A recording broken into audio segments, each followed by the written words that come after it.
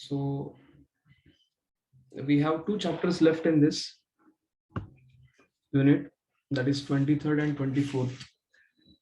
So His Grace Revati was taking the 21st, 22nd.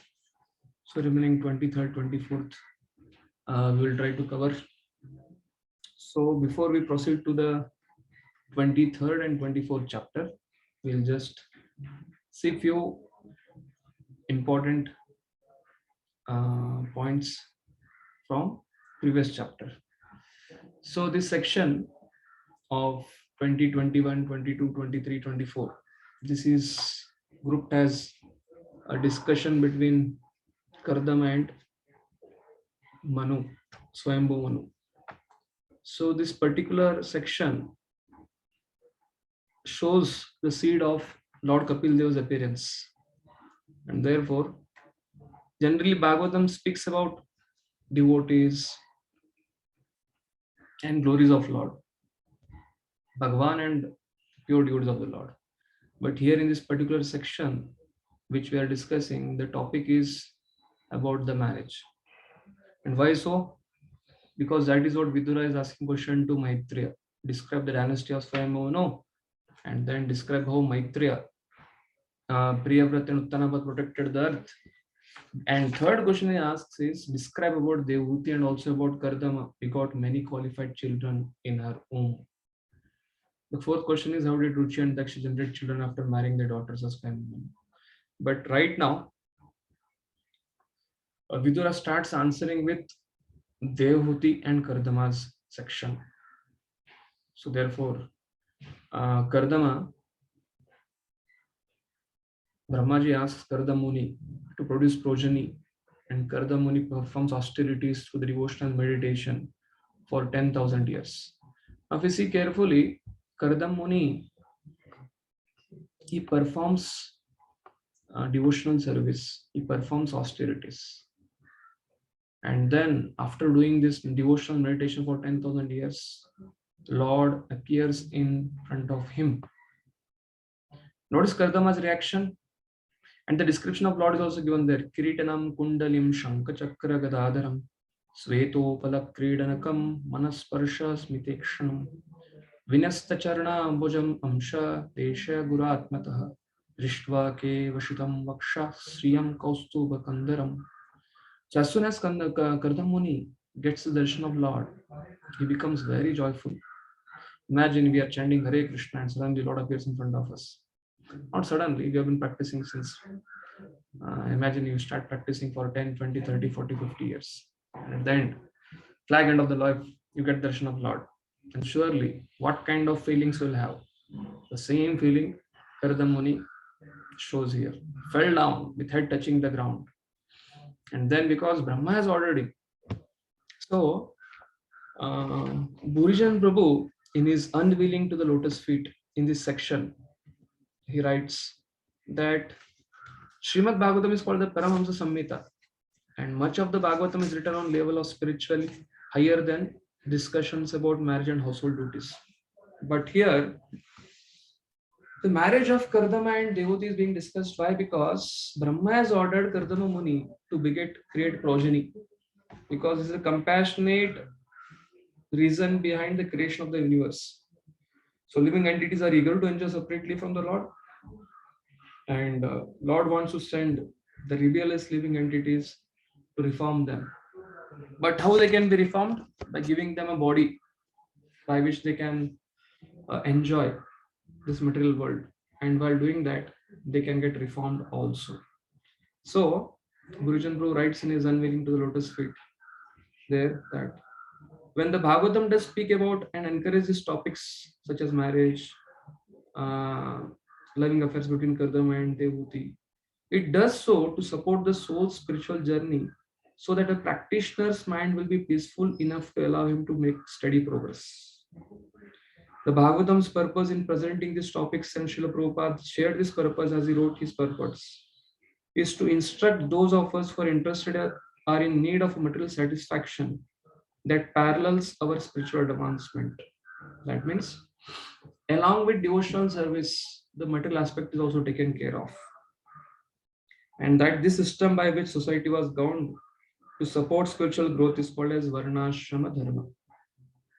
And therefore, already you have covered section of Bhagavatam, 21st chapter, this only third canto, 21st chapter, 47 to 57 verse speaks about this, how to select ideal wife, ideal husband. 22nd chapter, 1st to 39 speaks about this Varnashram Dharma. Basically, man and woman coming together to become Krishna conscious. And then 23rd chapter, which we are going to see today, first 11 verses speaks about the elements of this Varnashram system. And Srila Prabhupada explained in the 22nd chapter, 4th verse. The entire social structure of Varna and Ashram is a cooperative system meant to uplift all to the highest platform of spiritual realization. So, mentioning this, Gurujan Prabhu writes in this section that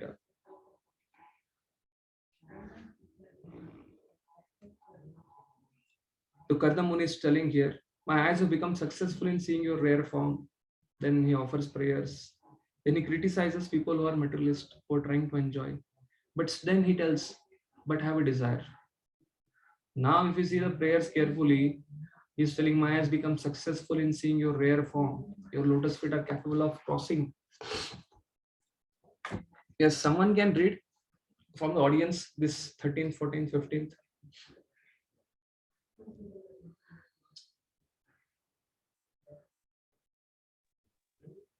Hare Krishna, can I read?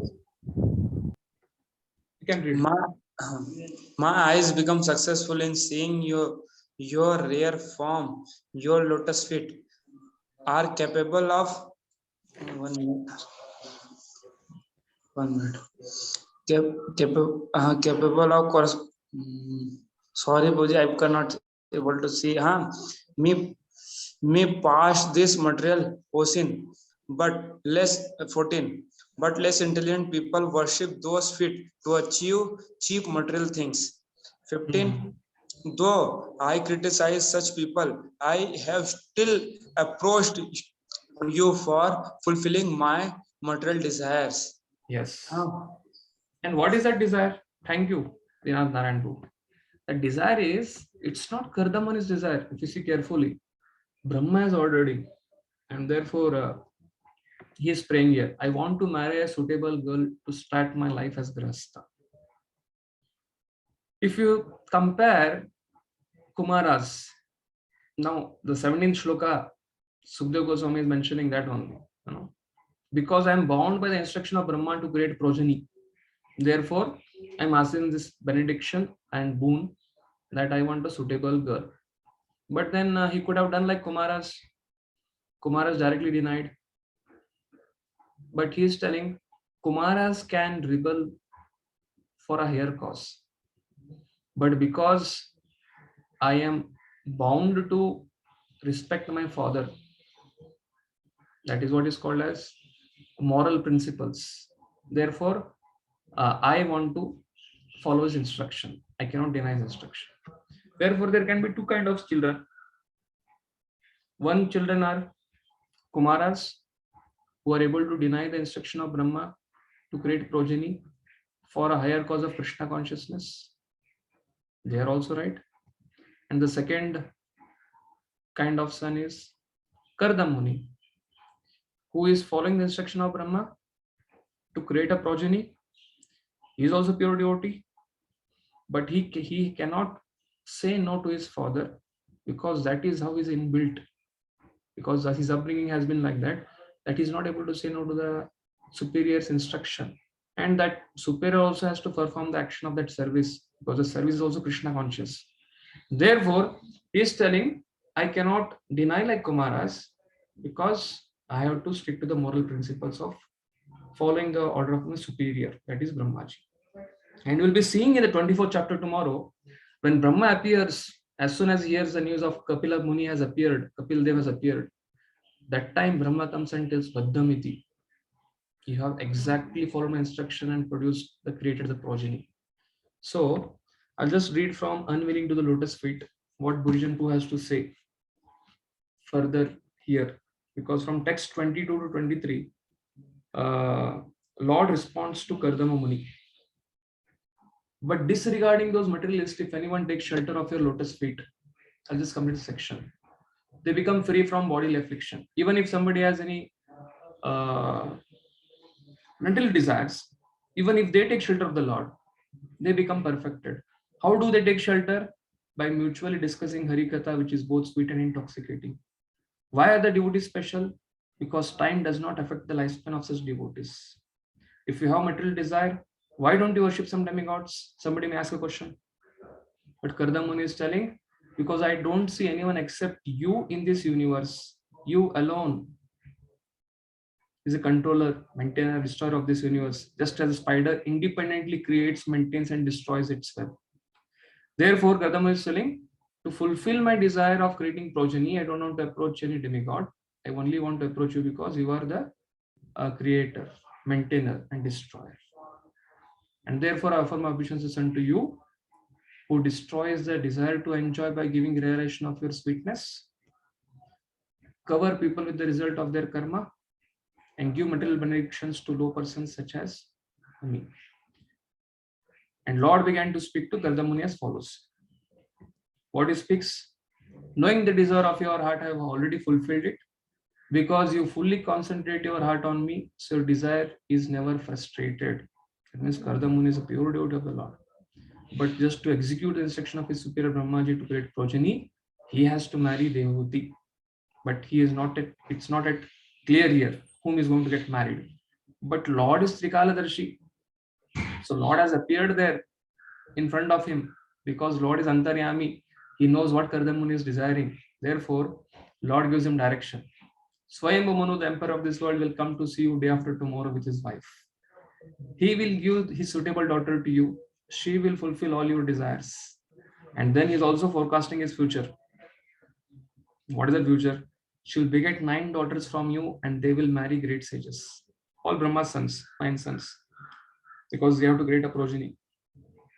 And obey my instructions, be pure, offer your fruits to me and you will attain me.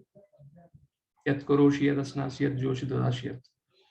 Show mercy to the jivas as a householder and bestow fearless to the jivas as a sannyasi. Basically, you continue as a householder at once and fearlessness to the jivas as a sannyasi. That sannyasi is also mentioned here. That means he has to not just get stuck up in the grahastha ashram, he also has to get graduated through the sannyas ashram. When will that happen? I will take birth as your son and write Tattva Samhita. That is Sankhya Yoga. So in this section, if you see carefully here, what Lord is telling, I'll just read from Unveiling the Lotus Feet. So Burijan Prabhu has written a dialogue between, this is called as fifth dialogue. This whole topic in his Unveiling to Lotus Feet, Burijan Prabhu writes in form of, how Krishna and Arjuna had did Samvada for Bhagavad Gita. The same Samvada he continues here also in Bhagavatam. So he has divided the third canto in 10 dialogues. So this one is the fifth dialogue. So Lord Vishnu, the beautiful effulgent Lord, replied affectionately to the Muni with words as sweet as nectar. I'll just stop sharing the screen.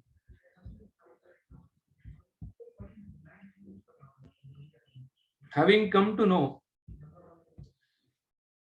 what was in your mind, I have already arranged for that for which you have worshipped me. Well, through your mental and sensory discipline, my dear Rishi, O leader of the living entities, for those who serve me in devotion by worshipping me, especially persons like you, who have given up everything unto me, there is never any question of frustration.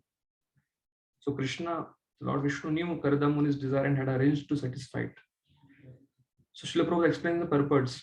Krishna never disappoints a sincere devotee regardless of what he wants, but he never allows anything which will be detrimental to individual's devotional service. Because one can become more entangled in Krishna's illusion energy when we attempt to fulfill our desires independently. On the other hand, Krishna fulfills his devotees' desire in such a way that they advance in spiritual life. So Kardamuni has a desire, which is instruction of his superior, but that is also material.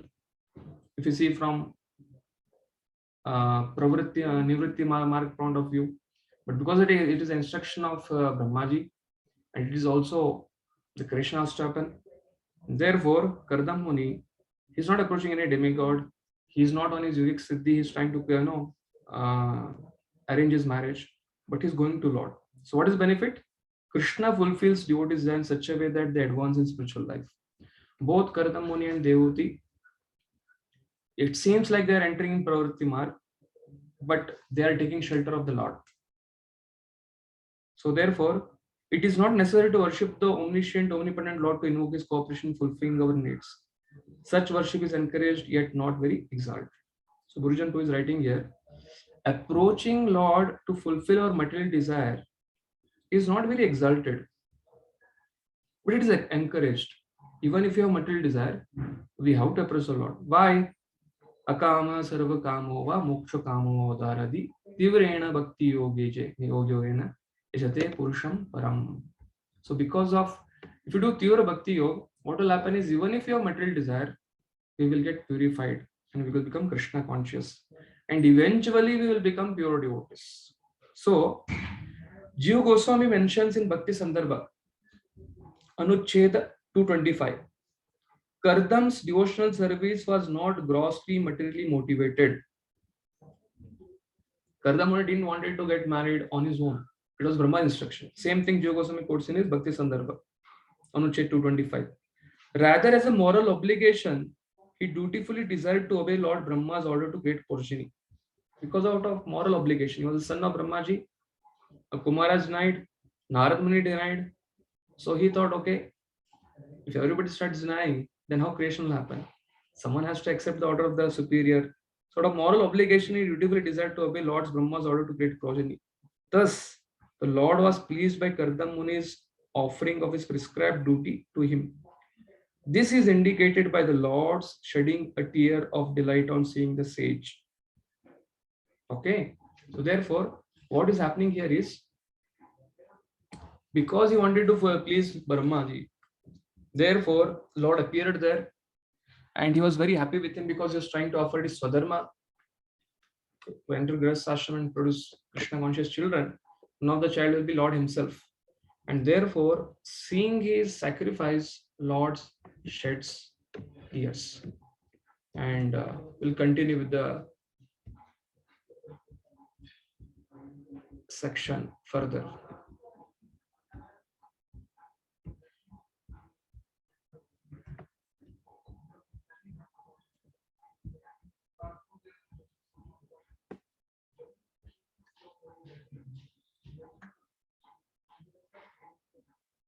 So now the Lord, while being praised by the Vedic hymns emanating from the Garuda's wings, Samaveda, he left.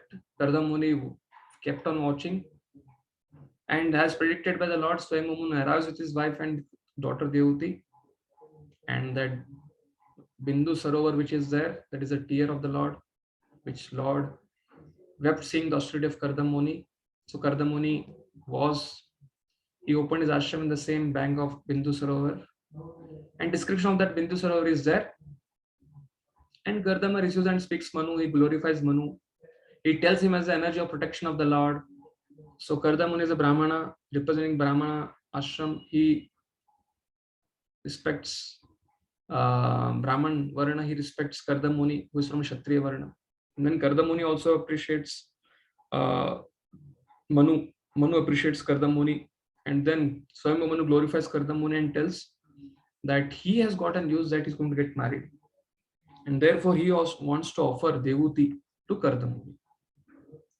And here, if you see carefully, in this section, Manu offers Devuti to Kardam Muni. Please accept my daughter Devuti for the following reason. She is seeking a suitable husband. Someone can read this 9 to 14.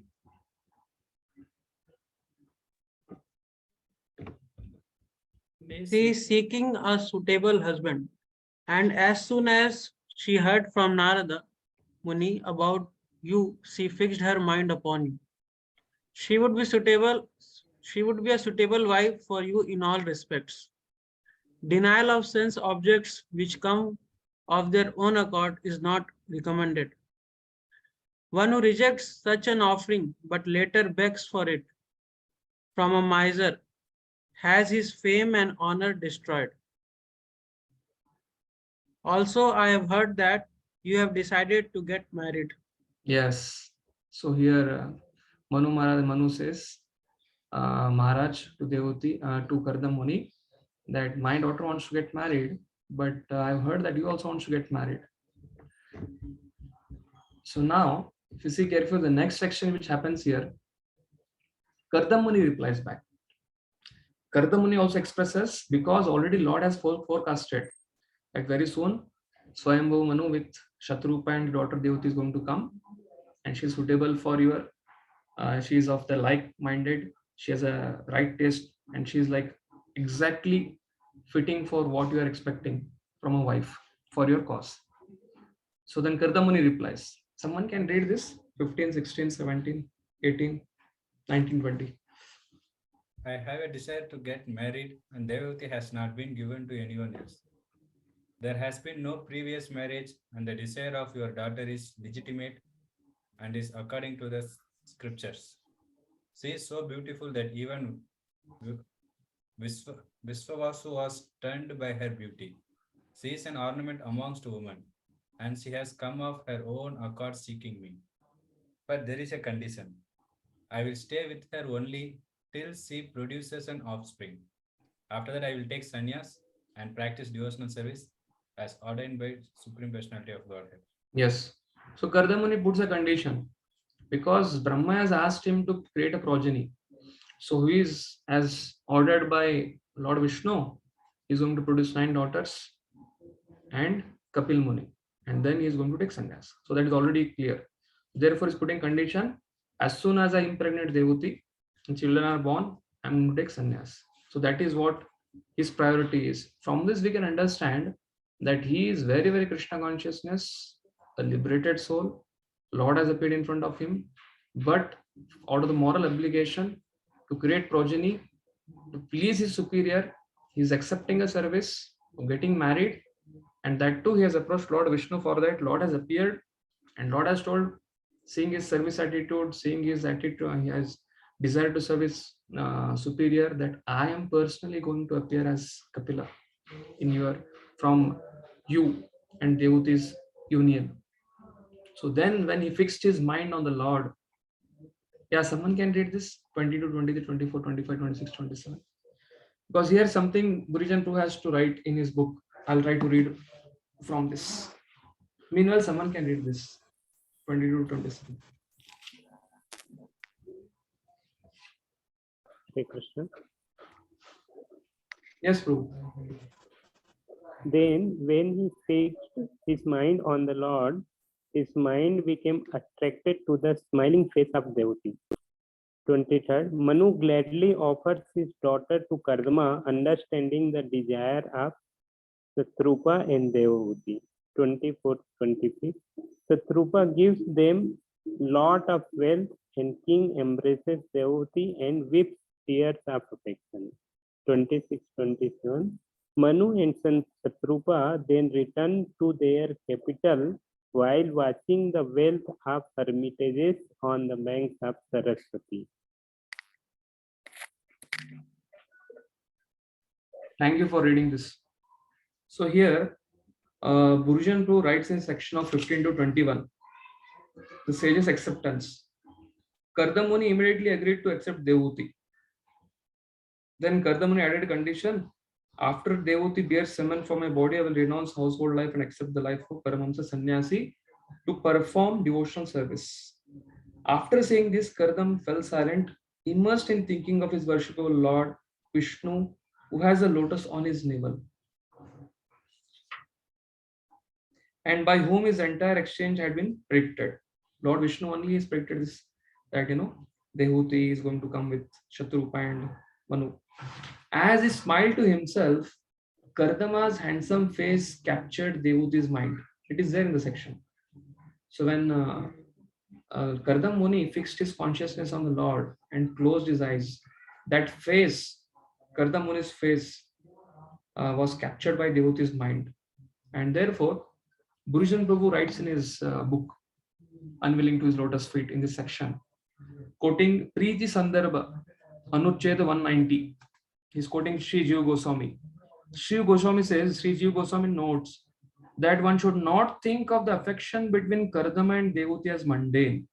This is a statement being made there, that what is not mundane?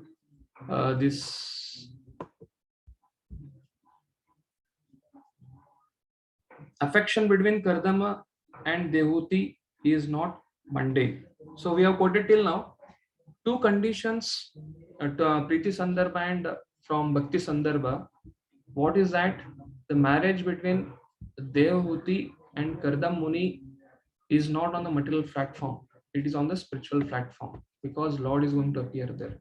So we'll continue with our discussion from 23rd chapter with this background. Because if this background is not there, what is going to come is all of us together with Prabhupada's purports, Vishwanath Chakravarti Thakur's commentary, and unveiling the lotus feet of Burjan Prabhu, we are going to board the spaceship which Kardamuni is going to create. And the activity of spaceship is also in one type of one way, it is Kirtanam of the Lord only, because Kapil Muni is going to appear, Lord Kapil is going to appear. But from our respective ashram, when we'll read the description, it might be to some extent little bewildering. So therefore, before we start discussing on the topic, I felt that we read from Bhakti Sandarbha of Jiva Goswami and Karma Sandarbha, that what is the background behind Kardamuni and Devuti coming together. The background is, it is not material, it is not mundane, and second thing is, Kardamuni is doing it on the instruction of Brahmaji, and therefore Lord also is sanctioning it. Lord himself has become the person who is arranging the marriage between Kardama and Devuti, and therefore so Vishwanath Chakravarti Pad, he writes about this chapter, marriage between Kardama and Devuti, as, I'll just share the screen.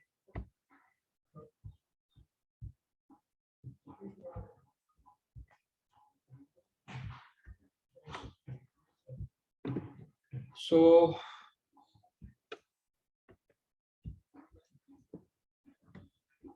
he gives the 23rd chapter describes the request of Devuti.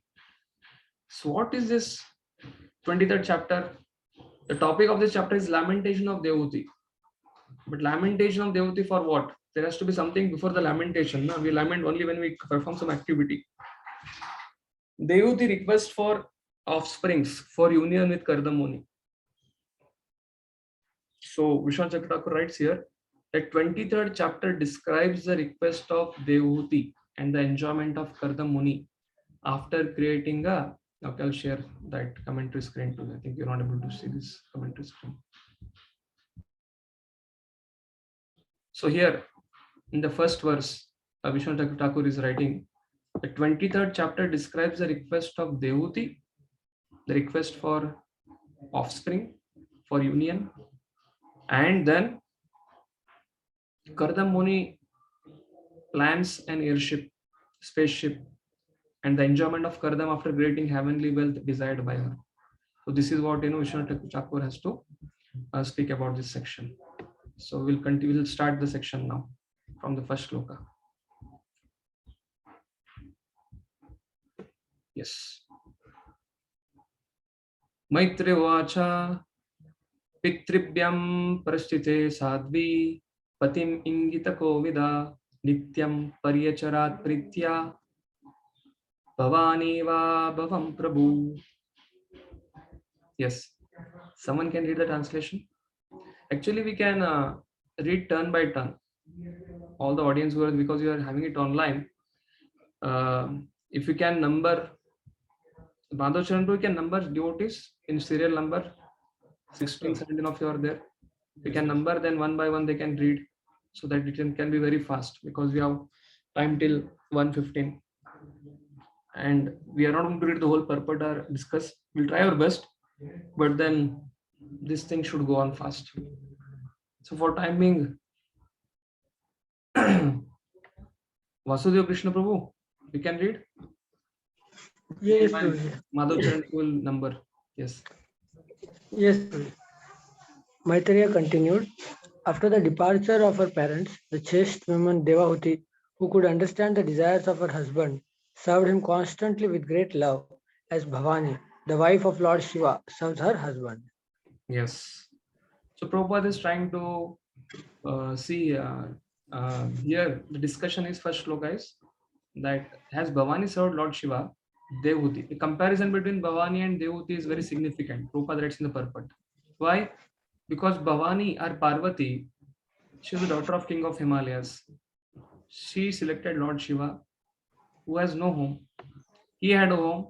He gave that in uh, boon to some other person who became his devotee, and he did elaborate Graha Pravesh, and one of the sage came there and asked Dakshina. So Lord Shiva, he gave everyone all the Dakshina, and only one person remained, and he had nothing. And then he gave his home only as Dakshina, and again he sat under a tree.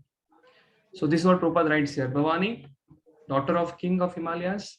Devahuti, she is a daughter of Swayambhava Manu. And you have read in the chapter, 22nd chapter, what is the glories of Swayambhava Manu. He has all material opulence. He has all spiritual opulence. It's like, best of both. She has come with that upbringing. And Parvati also has come with that upbringing. And Parvati is staying with Lord Shiva under a tree, and Mother Devahuti is staying with Swayambhava, with the Kardam Muni in a cottage. And therefore, Devahuti is the daughter of an emperor Swayambhu, yet she preferred to accept Kardam Muni as her husband. But she served with great love and affection. Therefore, she is designated as Sadhvi. So, three things Prabhupada says here: ideal wife, ideal husband, and ideal married life. Whose ideal wife? Wife should be like Devahuti or Bhavani, or following their footstep. So every woman is expected to be good and chaste as Devahuti or Bhavani. Basically, whatever is the material circumstance before getting married, one should forget it and try to serve the husband. But what is the qualification of husband? Prabhupada writes, husband should be like Lord Shiva. Ideal husband means ideal Vaishnava. Vaishnavana Meta Shambhu. One may be telling, okay, one husband may tell wife, okay, you should be like Devahuti or Bhavani. Then Prabhupada is not just telling to the woman class, he's also telling to the male class. Husband also should be like Lord Shiva or Kardam Muni.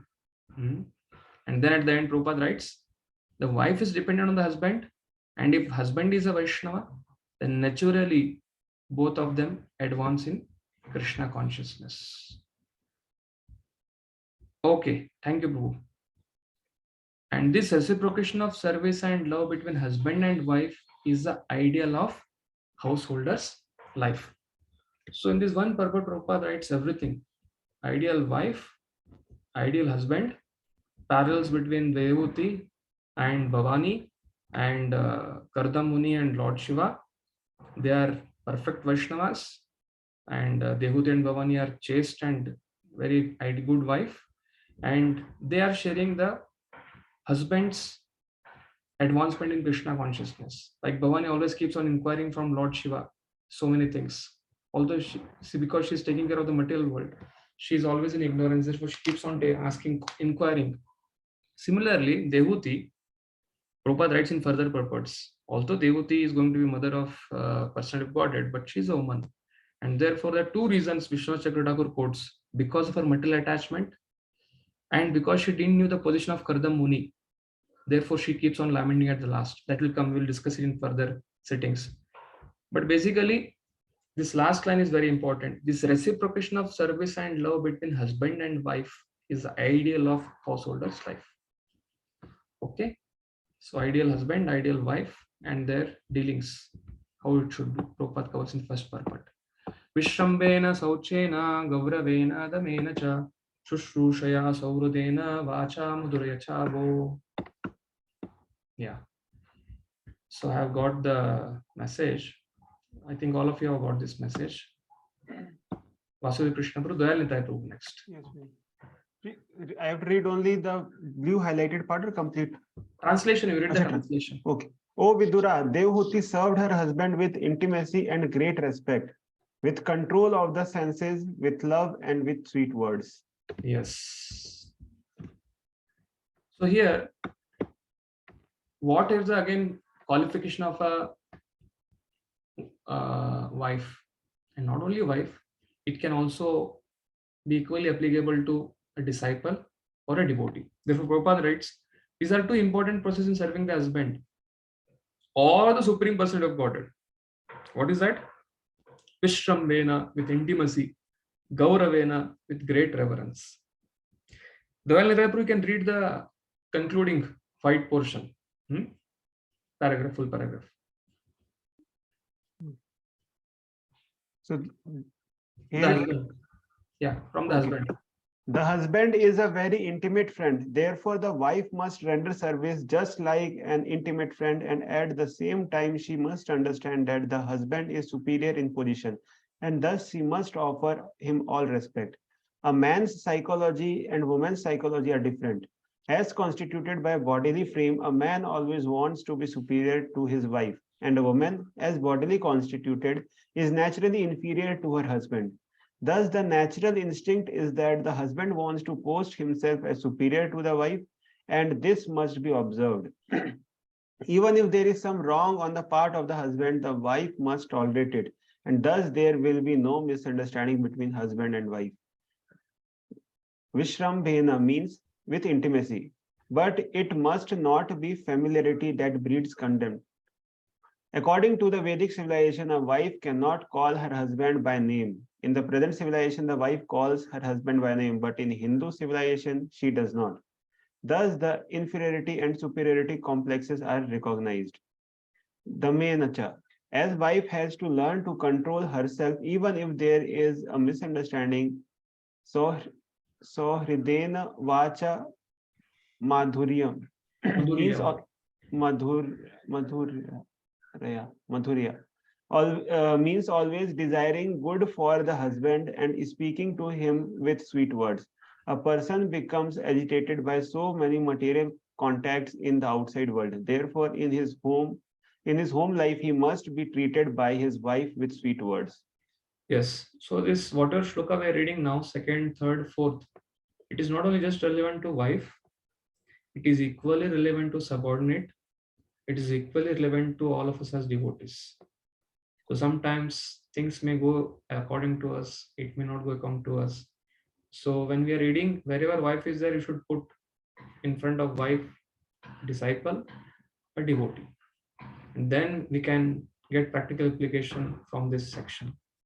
So whenever our superior sometimes may not be also apparently quote unquote from our viewpoint not right, it's always best for us to follow, unless and otherwise it's a very very serious uh, deviation, something like that. Otherwise what happens, the concept is lost. Then what happens is pride spoils everything. So like the marriage and nuptials of a wife is ruined, similarly the seva of a devotee is or a disciple for a guru is gone, or a devotee's spiritual progress is completely blocked because of this one thing.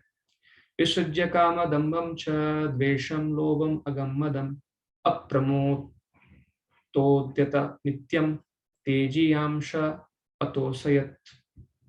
Yes, next devotee. Hare Krishna. Translation. Working sanely and diligently, she pleased her very powerful husband, giving up all lust, pride, envy, greed, sinful activities, and vanity. Yes, bro, Purport. read the purport. Yeah. Yeah. Here are some of the qualities of great husbands, great wife. Kadam Muni is great by spiritual qualification. Such a husband is called Teji Yasham, most powerful. Although a wife may be equal to her husband in advancement in spiritual consciousness, she should not be vainly proud.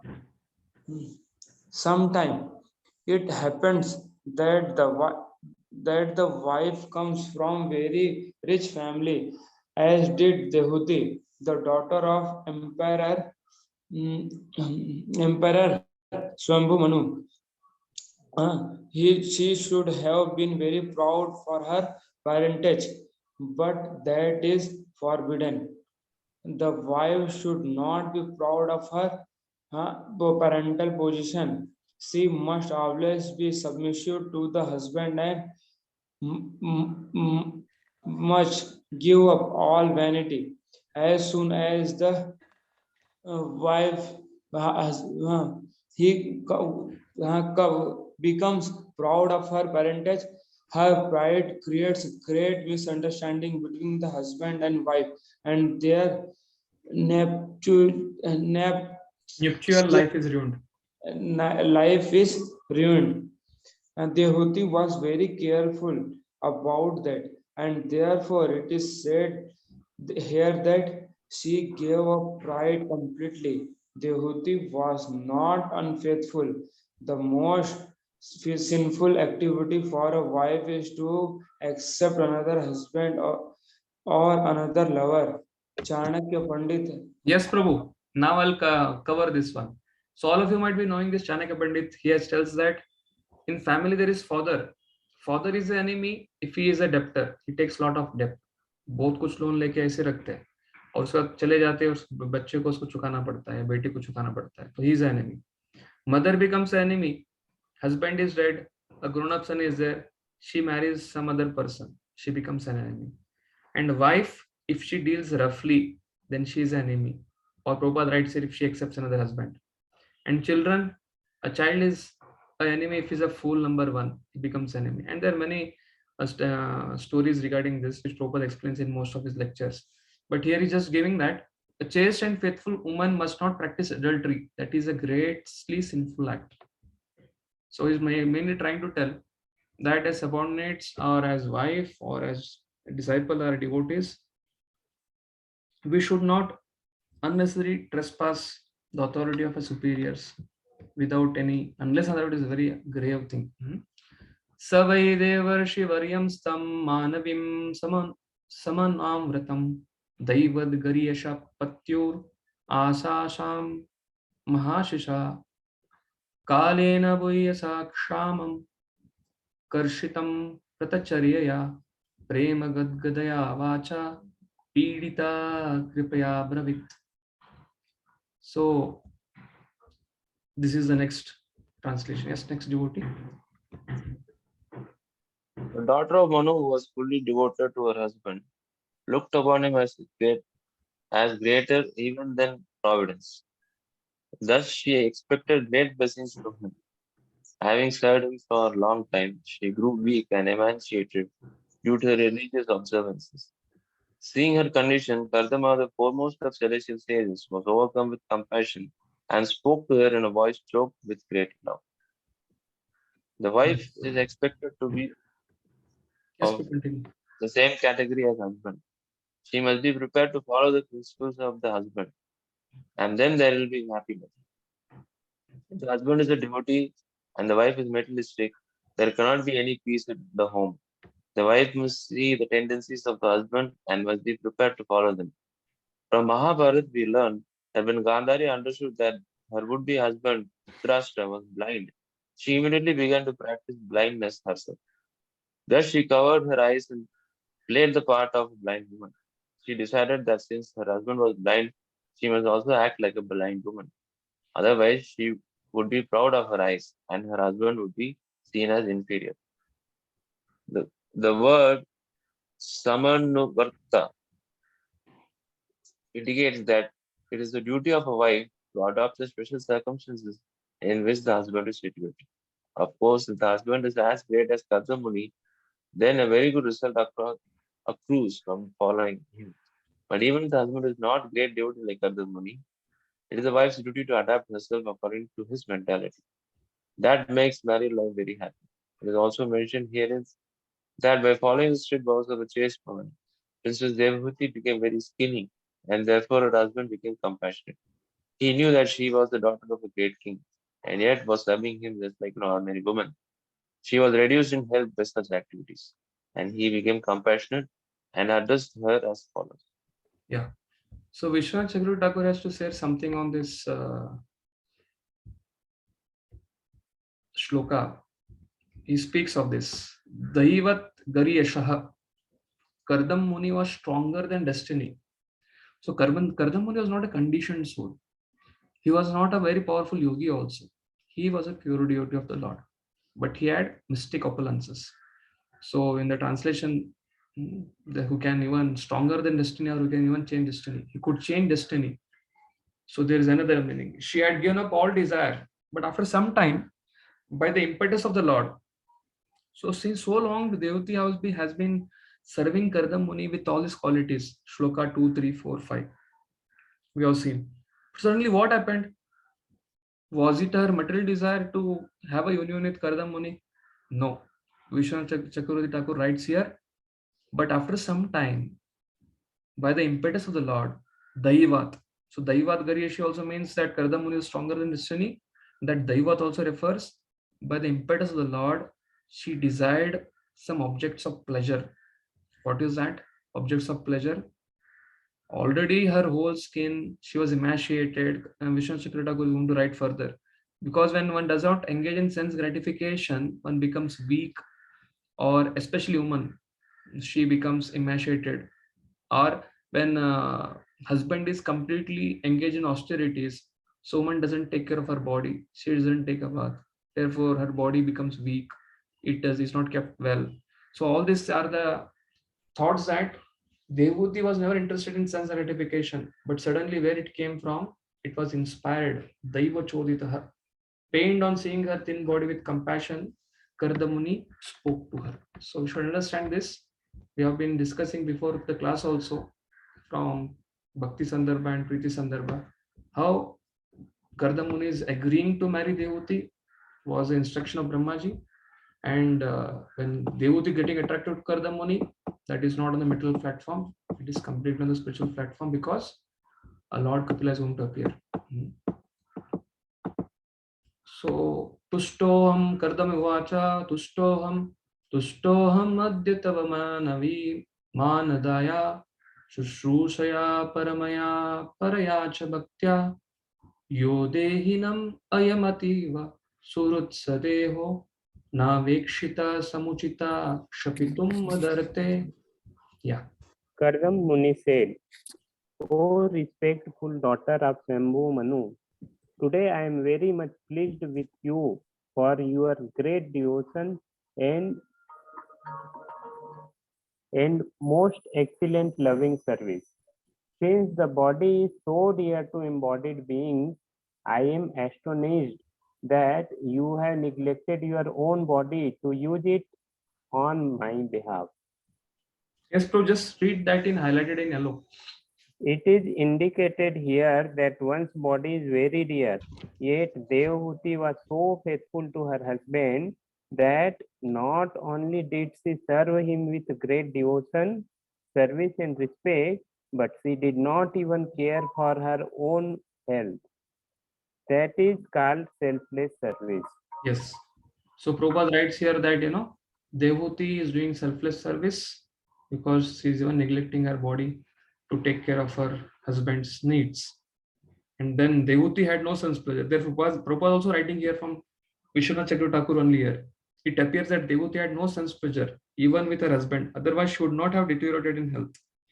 Acting to facilitate Kardam Muni's engagement in spiritual elevation, she continuously assisted him, not caring for bodily comfort. It is the duty of a faithful and chaste wife to help her husband in every respect, especially when he is engaged in Krishna consciousness. In this case, in case of Devuti, Kardam Muni is a pure devotee. He has all the Ashtasiddhis. He is able to amply reward the wife. But the wife should not expect from this from any ordinary husband. So basically, it's a Niskama Dharma, where one has to work without any attachment to the fruits of the result. In the case of Devuti, she is going to get all these things because it's a divine arrangement. But in general, the duty of a subordinate or a disciple or a devotee is that if he gets something from a spiritual master materially, is fine. If not materially, that is also fine. But what is going to get, that is going to come next spiritually. Ye me swadharma niratasya tapa samadhi vidyatma yoga vijita bhagavat prasada tannevate mad anusevanaya varuddhan drishtim prapasya vitaram bhayan ashokan. So what he's going to get if he's not going to get material? A wife may not get if Kardam Muni, like yogic person, is not their husband, so she may not get material opulences. But if in case of a disciple or a devotee or a practicing devotee, he may not get material rewards from the spiritual master. If he has in Prarabdha, he will get it. If he doesn't get it, one thing is going to get it. What is that? Abhayan Ashokan. And what is the grace Devut is going to get here? She's not only going to get material benefit, she's also going to get spiritual benefit, as told by Kardam Muni here. So Kardam Muni is compassionate on Devuti and is telling, I will also give material happiness. At the same time, I will also give the realization, the concluding product of practice of my mystic process of yoga. Yes, next devotee, can you read this?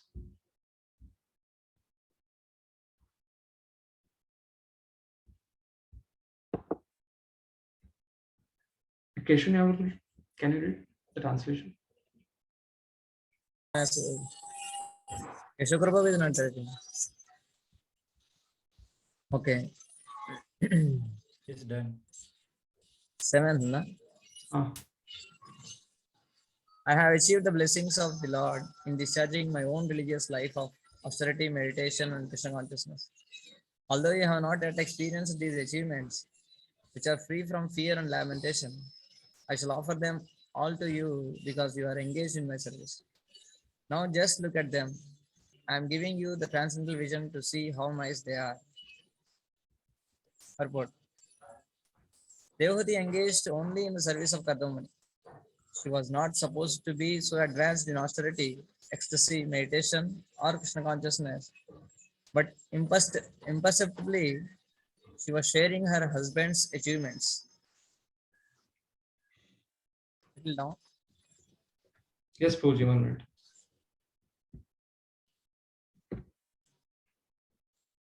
which she could neither see nor experience. Automatically, she achieved these graces of the Lord. What are the graces of the Lord? It is stated here that the graces of the Lord are abhaya, free from fearfulness. In the material world, if someone accumulates $1 million, he is always full of fear because he is always thinking, what if the money is lost? But the benediction of the Lord, Bhagavat Prasada, is never to be lost. It is simply to be enjoyed. There is no question of loss. One simply gains and enjoys gaining. The Bhagavad Gita's 2nd chapter 65 verse say confirms this. When one achieves the grace of the Lord, the result is sarva dukkhanam hani, the destruction of all distresses. When situated in the transcendental position, one is freed from the 2 kinds of material diseases, hankering and lamentation. This is also stated in the Bhagavad Gita. After devotional life begins, we can achieve the full result of love of God. Love of Krishna is the highest perfection of Bhagavat Prasada, or divine mercy. This transcendental achievement is so greatly valuable that no material happiness can compare to it. Prabodhananda Saraswati said that one who achieves the grace of the Lord Chaitanya becomes so great that he doesn't care a fig even for the demigods. He thinks monism is hellish. He easily achieves the perfection of controlling the senses, and he regards descriptions of the heavenly pleasures as no more than stories. Actually, there is no comparison between material happiness and transcendental happiness. By the grace of Kardamani, Devahuti experienced actual realization simply by serving. We get a similar example of in the life of Nardamani. In his previous life, Narada was a maidservant son, but his mother was engaged in the service of great devotees. He got the opportunity to serve the devotees, and simply by eating the remnants of their foodstuffs and carrying out their orders, he became so elevated that in his next life he became the great personality Narada. For spiritual achievement, the easiest path is to take shelter of a bona fide spiritual master and to serve him with heart and soul. That is the secret of success. As stated by Vishwanath Chakravarti Thakur in his 8th stanza of the prayer to spiritual master, Yasya Prasadat Bhagavat Prasadaha. By serving or receiving the grace of the spiritual master, one receives the grace of the Supreme Lord. By serving her devotee husband, Kardamuni, Devahuti shared in his achievements.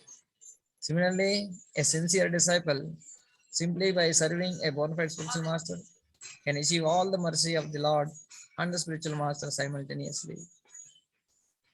Hare Krishna. Yes. So here Prabhupada writes, what are the graces? Free from fearfulness, free from the two kinds of material disease, hankering and lamentation, and ultimately prema pramartam puman, that is love of Krishna. These are the graces. And by the grace of the spiritual master, when the disciple pleases a spiritual master, by his grace, by when he gets pleased, a disciple can get all the accomplishments, spiritual accomplishments of the spiritual master. This is what Prabhupada is writing here in this purport. And similarly, Devahuti, because she pleased Kardam Muni, she also got all the spiritual realizations. But because Lord inspired her to ask from Kardam Muni for the union to produce Krishna conscious children, and ultimately Lord Kapila is going to appear, Devahuti first tells that I want what she wants. She wants a union with Kardam Muni, she's going to tell. And then after that, at the end section, she gets spiritual realization also. By the grace of Kapil Dev comes as a son. So next shloka, Kardam Muni is telling, Anya punar bhagavato brava udvijramba vibram satarta prachana kimurukramasya siddhasi pungshva vibhavan nija dharma dohan divyan narer dura digan nripa vikriyavi. Yes. Nityan Chandru, can you read this one? Yes, please. Kardamuni continued, what is the use of enjoyment other than the Lord's grace? All material achievements are subject to be annihilated simply by a movement of the eyebrows of Lord Vishnu, the Supreme Personality of Godhead. By your principles of devotion to your husband, you have achieved and can enjoy transcendental gifts very rarely obtained by persons proud of aristocracy and material possessions. Yes, you can read in blue, highlighted in blue. Although Devahuti was a princess coming from a very great royal family, fortunately she was under the supervision of her great husband, Kardam Muni, who offered her the best gift which can be bestowed in human life, the grace of the Lord or love of God. This grace of the Lord was achieved by Devahuti by the goodwill and satisfaction of her husband. She served her husband, who was a great devotee and saintly person, with great sincerity, love, affection, and service, and Kardam Muni was satisfied. He willingly gave love of God, and he recommended that she accept it and enjoy it because he had already achieved it. Yes. So Chaitanya Mahaprabhu has come to do the same thing, seeing Patra. He's therefore is called Rupa Goswami is telling him as Mahavadanya, a greatly magnificent personality, because he's distributing Krishna Prem to anyone and everyone, which is the highest gift which can be bestowed on anyone whom we presume to love. And Prabhupada writes at the end, Nija Dharma Doha is very significant. Devahuti as a wife of Kardam Muni achieved an invaluable gift from her husband because she was very faithful to him. Nija Dharma Doha. So for woman, first principle of religion is to be faithful. If fortunately husband is a great personality, the combination is perfect and the lives of both the wife and the husband are at once fulfilled. Prabhupada speaks about it. Evam Bruvanam Abala Kila Yoga Maya Vidya Vichakshanam Avekshya Gatadirasit Samprashraya Pranaya Vivalaya Gireshat Vrida Valoka Vilasad Dashitananaha. Yes.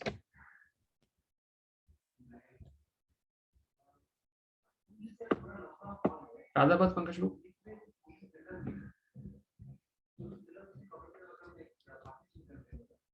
Micro SD card mode.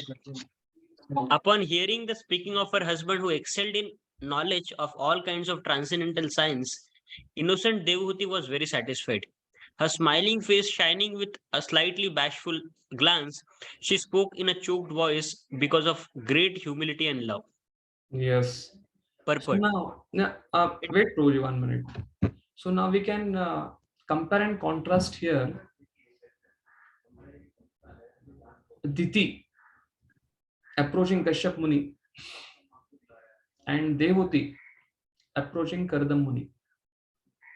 And to understand it far more better,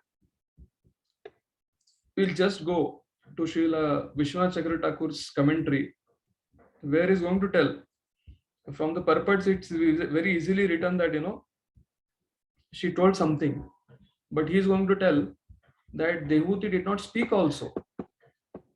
So the culture which is prevalent in India, which we get in Varnashram Dharma, especially when the ladies are chaste and the men are self-controlled, the type of, even when there is union for producing children, that is also very cultured way. So what Vishwanath Chakravarti Thakur is going to tell about Devutis here. We are reading which 8th, na?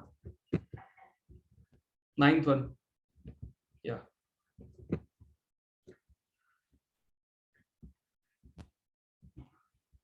So for Nija Dharma Doha, he says that these have been attained by your loyalty to your husband, Nija Dharma Doha. They are hard to obtain for those who disfigure themselves with identity as a king or queen.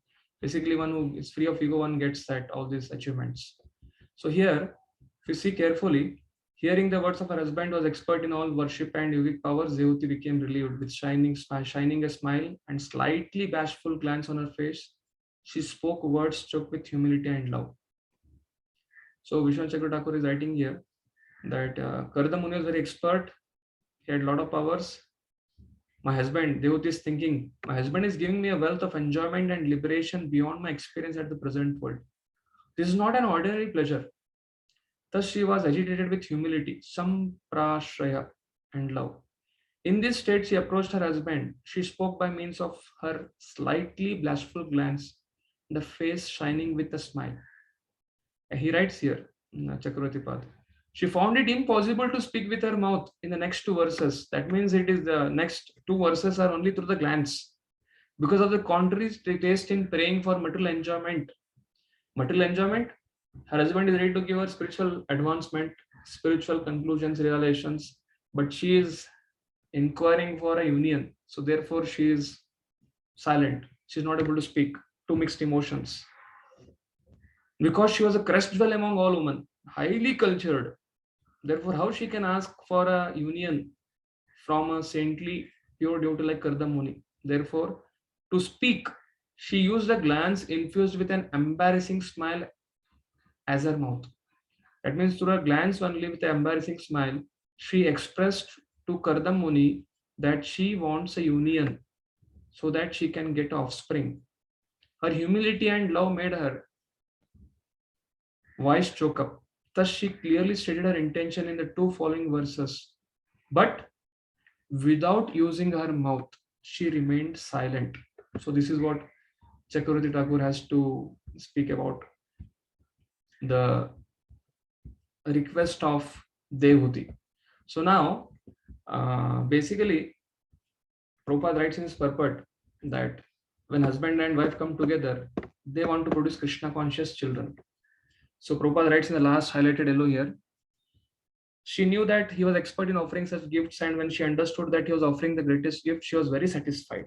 She was overwhelmed with ecstatic love, and therefore she could not reply. Then with a faltering language, just like an attractive wife, she spoke the following words, but these words are not words, these are glances. And what is that?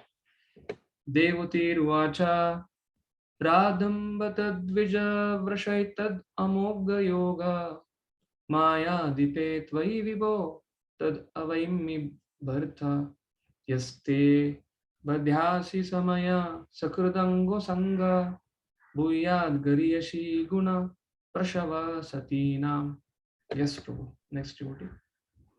Shri Devhuti said, My dear husband, O best of Brahmanas, I know that you have achieved perfection and are the master of all the infallible mystic powers, because you are under the protection of Yog Maya, the transcendental nature. But you once made a promise that our bodily union should now fulfill. Since children are a great quality for a chaste woman, who has a glorious husband. Yes. So she is reminding from the 22nd chapter when Lord appears and gives, and then Kardam, Saktarupa, and Swayambhu, they accompany Devahuti and leave Devahuti. They get married Devahuti with her husband Kardam Muni. So that time Kardam Muni, before he going to trance, and he starts smiling, meditating on Lord, and that handsome form of Kardam Muni is being captured in mind by Devahuti. Before that, before becoming silent, he says, "I will marry because she is not yet married. She is a crest jewel of all ladies. Her effulgence completely excels the jewelry, golden ornaments, and I will be with her till the time I impregnate her with my semen." So therefore, she's reminding him that promise which she had made. That means indirectly she's asking that she wants a union. Yes, you can read in the things highlighted in yellow, Prabhu. Kardama Muni was a great soul, and therefore he was under the spiritual energy, which means that he was directly connected with the Supreme Lord. The symptom of this is Krishna consciousness, constant engagement in devotional service. This was known to Devhuti, yet she was anxious to have a son by bodily union with the sage. Yes, down in blue. Both Kardama Muni and Devhuti were spiritually enlightened. Therefore, she desired from the beginning that first she be pregnant and then she be empowered with the achievement of God's grace and love of God. For a woman, it was a great ambition to have a son of the same quality as a highly qualified husband, since she had the opportunity to have Kardama Muni as her husband. She also desired to have a child by bodily union. Yes. If you see from material point of view, Vishwanath Chakravarti Thakur gives two reasons in verse number 54 ending. Because of Devuti's material desire, first reason, and second reason because she was not knowing the spiritual glory of Kardamuni. But here she is again expressing the same thing in Prabhupada. Prabhupada is quoting here. She desired from the beginning that first she be pregnant and then she be empowered with the achievement of God's grace. So Kardamuni told material opulence, spiritual opulence. But Devti is expressing first material opulence. I want to be pregnant. But that material opulence is not just material opulence. From this pastime point of view, Lord Kapila is going to appear. Therefore, that is not material. But from the lesson point of view, it was a material opulence. And therefore, Prabhupada is writing here, first, let me be pregnant, and then later on, I'll be empowered with the achievement of God's grace. That is what is being concluding here in the purport of Prabhupada. So now we can see Dehuti, the way she's expressing to her husband, it's not through words also, it's just through the glances, bashful. She's embarrassed while smiling. She's approaching the husband with all the verse number, second, third, fourth, fifth. She served the husband for a long time, completely submissive, completely emaciated, and Karta Muni is attracted by her service attitude, and he also knows what Lord has forecasted, that he's going to produce 9 children, 9 daughters, and Kapila is going to appear. Therefore, he was just eagerly waiting, he was just patiently waiting for the moment. But here, if you see Devuti approaching Kardam Muni, the height of culture. Therefore, Vishwanath Chakravarti Thakur is writing the crest jewel of womanlyhood, Mother Devuti. On the other hand, if you see the union of Diti and Kashyapa, there is no time factor, there is no place, time, place, circumstances. At the Sandhya, which the time when Lord Shiva comes, Diti is also serving her husband, and she has become completely envious because Aditi has got so many children, and she is approaching her husband Kashyap Muni, and Kashyap Muni is warning her this is not the right time, but still she is not able to understand anything. And here this between Kardam Muni and Devuti, it's only through glances, and there it was going not only through glances, it was physically, practically. Devuti went Aditi Diti approached Kashyap Muni, and she was telling, like the elephant which completely uproots a banana plantain, the lust is completely uprooting me from inside. and she caught hold of Kashyap Muni and dragged him for the union at the wrong time. And what was the consciousness? Based on the consciousness at the time of union, Prabhupada also writes in the purport here, Stri means expansion by body union of her husband. The wife, their qualities expanded. Children born of good parents are expansion of the parents' personal qualification. Before the blue, you hide it. So based on the consciousness at the time of union, the particular offsprings are born. And if you see Diti's consciousness, demons like Hiranyakashipu and Hiranyaksha were born. And they were killed by Lord Hari. Although it was for the pastime sake of Lord Hari only, but the lesson we can learn from this is the comparison and contrast between Mother Dehuti and Mother Diti. So this contrast we can carry with us from this pastime discussion. Yes, next. Tatreti kritam upasikshayato inai same karshito tiriramshayatma siddhe tate krita monobhava darshitaya deenastadishabhavanam sadrisham vichakshva. Yes, Prabhu.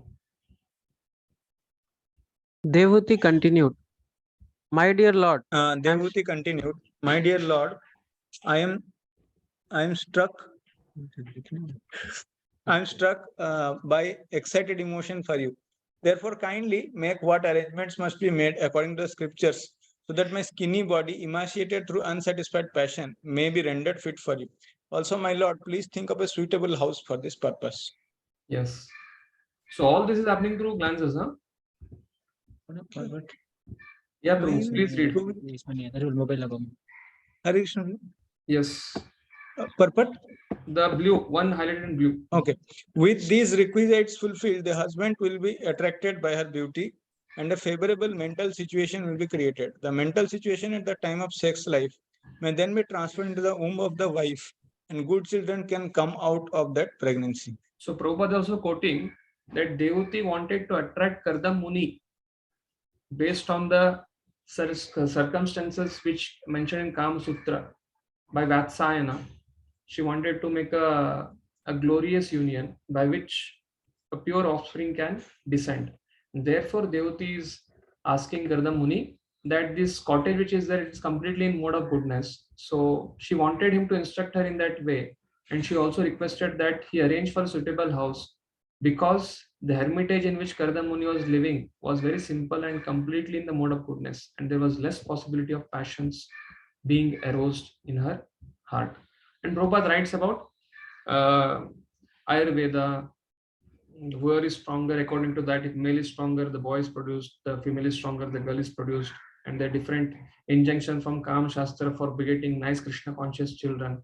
Therefore, this section from 20 to 25, if you are, most of us, all of us have done Bhakti Shastri, and there the section comes verse number 11, 12, 13. Vidyam cha yastad veda ubayam saha avidyam cha mrityam tirtva vidyam cha amrutam ashnute. So like Gurujan is quoting, this section of 20 to 25 indicates the instructions for Varnashram Dharma. What is the Varnashram Dharma? There which Baldev Vidyabhushan in the shloka of comparison of Vidya and Avidya, the 13th shloka. By Avidya, you can overcome death, and by Vidya, you can get immortality, you can achieve spiritual world. So in the commentary, Baldev Vidyabhushan writes, Avidya in the 13th verse of Vishwopanishad refers to practicing Varnashram Dharma, which will take care of one's psychophysical nature, by which one can peacefully practice Krishna consciousness. So one can overcome death by Avidya, practicing a Varnashram Dharma, and one can achieve immortality, the spiritual world, by practicing Bhakti. And therefore, the purpose of this chapters 21, 22, 23, 24, till 24, it is something, a lot of instructions of Varnashram Dharma, which Prabhupada is writing here for husband and wife, how they should come together based on Ayurveda and Kama Shastras. The Kama Shastras are not meant for recreation, but they are meant for procreating pure Krishna conscious children. And therefore, even Vishwanath Chakravarti also mentions in this commentary for this shlokas. We will read from there what he's going to speak about this. I think 10, 11, 12 together we are going to read now. So I'm going to go a little fast now because main point was this only, that Dehuti and Kardama's union is not materialistic. They are not sense gratifiers. It has been Daiva Chodita, inspired by the Lord. So Dehuti speaks, but actually through her glances. Oh, best of Brahmanas, you have achieved this power, I know that, but the contract spoke by you should be fulfilled once. What is that contract? He will live once he impregnates her. We should associate until one child is born. Since the quality of chaste woman is producing progeny through an excellent husband, very yashi. Women are criticized as barren if they do not have children. Another version has Guna Prashava. The qualities of the father will be born in the offspring to the chaste woman. Let there be good offsprings from you. Next shlokas. What? Enter the leaflet hut and do what you desire. When Dev is asking for a child, so Kardamuni is not telling just go, let's go to the hut. No, this cannot be accomplished because Devuti's body is thin. She has a layer of soil all throughout the body, and the leaflet hut with such clothing, the modes are not in passion. We need a passionate mode for procreation. Please make arrangement without violating the methods mentioned in the scripture written by Vetsyayana. Vetsyayana, he has authored Kama Sutra. The understanding should come from yourself. Dehuti is telling through the glances, only through glances, she is telling to Kardamuni all these things that create a favorable environment by which we can unite.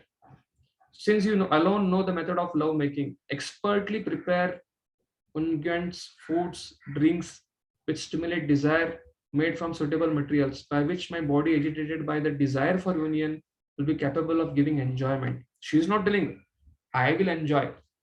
My body agitated by desire for union will be capable of giving enjoyment to you, my husband. I'm pained by lust arising from seeing you. Now I am poor. Therefore, O Master, it is possible to create all of this by your powers of yoga. Consider a house suitable for such pleasure. What is that house? Whatever Dehuti had indicated silently by her eyes, Kardam supplied while he also remained silent. He did not give any answer. Now see here carefully the contrast between Diti and Kashyapa and Dehuti and Kardama. Silently through eyes, Dehuti is telling, expressing this thing, and Kardamuni is sitting in his trance and is hearing Dehuti and is silent. And silently is also performing all the acts.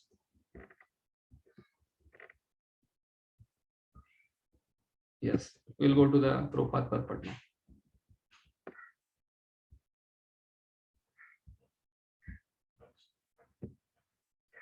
So Maitri Vacha Priyaya Priyam Manvichan Kardamo Yogam Astitaha Vimanam Kamagam Kshuptas Tari Eva Virakchikarat. Yes, translation. Maitreya continued, O Vidura, seeking to please his beloved wife, the sage Kardama exercised his yogic power and instantly produced an aerial mansion that could travel at his will. Yes. Yes, Prabhu, read in blue. Thus it was not very wonderful for Kardamuni to create a mansion in the air according to his own desire, to fulfill the desire of his beloved wife. Yeah, because Kardamuni was yoga asthita. He had perfected yogic process in all the 8 kind of practices. Prabhupada is writing smaller and smallest, greater than the greatest, lighter than the lightest. All Siddhi he had. Therefore, creating a aerial mansion was not a very great deal for him. And what is the nature of that aerial mansion? Here it is being explained. Sarvakama dugam divyam sarvaratna samanvitam sarvardi upacha yoddarkam manistamber upakshkritam. There was jewels. It could fulfill all desires. It had a wonderful architecture. Yes. Continue, Madhukaran, you only continue.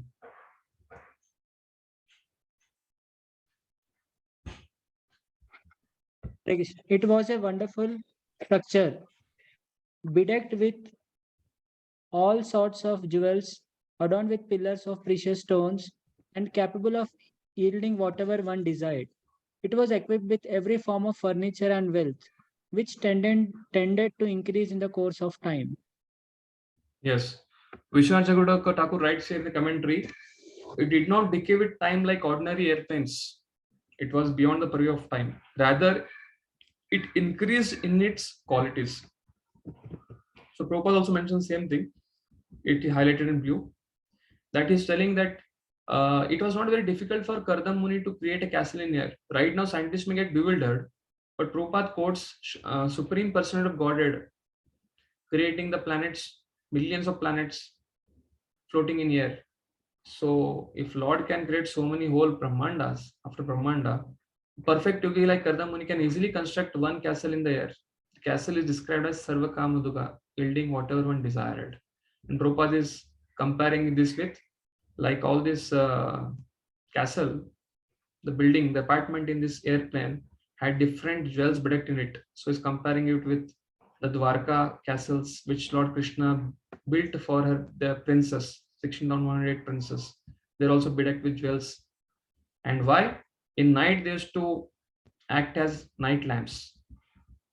दिव्योपकरणोपेतं सर्वकालासुखावहं पताके विचित्राभिरलङ्कृतं श्राग्भिर्विचित्रमाल्याभिर्मञ्जुषिञ्जन् सज्ज अङ्घ्रिभिः दुकूल क्षौमकौशेयैर् नानावस्त्रैर्विराजितम्. Here in this shloka, Dukula Kshauma Kausheyar. Dukula is the silk which is produced from the cocoon, and Kaukshauma is linen, and Kausheyar is the silk produced from cocoon which is removed.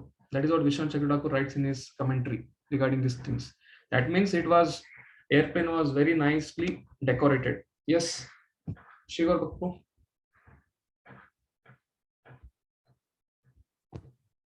Text 16. The castle was fully equipped with all necessary paraphernalia, and it was pleasing in all seasons. It was decorated all around with flags, festoons, and artistic work of variegated colors. It was further embellished with wreaths of charming flowers that attracted sweetly humming bees, and with tapestries of linen, silk, and various other fabrics. Yeah. So it was basically wood was there at the junction, and on the wooden architect, all these different clothes, festoons, flags, different architectural masterpiece was performed in that. This was the glory of this castle, flying castle. Upari vinyasta nilayeshu pratak shiptai kashipubi kantam pariyanka vajanasanai. Yes, Prabhu. The palace looked charming with beds, couches, fans, and seats, all separately arranged in 7 stories. Yeah. So Prabhupada is writing here, this was many storied, upari vinasyata.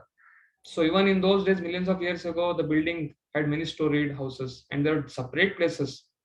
Vishwanath Thakur also writes here. There was a room for restroom, a comfort room, a room for man and woman coming together for the union. All those things was there. Carpets, everything. Tatra vinikshipta nana shilopo ashobhitam mahamarkata stalya justam vidruma vedivi. Its beauty was enhanced by artistic engravings here and there on the walls. The floor was of emerald with coral dioceses. So Prabhupada writes here, nowadays we are very proud of, during Prabhupada days, people used to mix that red color thing with the cement and make the floor cement, red cement. But now we have marble, other things. But instead of marble, they had emerald and coral kind of tiles. Emerald and coral. These are almost like Navaratnas. They were used as tiles for that airplane. That was the glory. So materially very opulent. Dvashu vidruma dehalya batam vajra kapatavat shikareshva indranileshu hemakumber adishritam.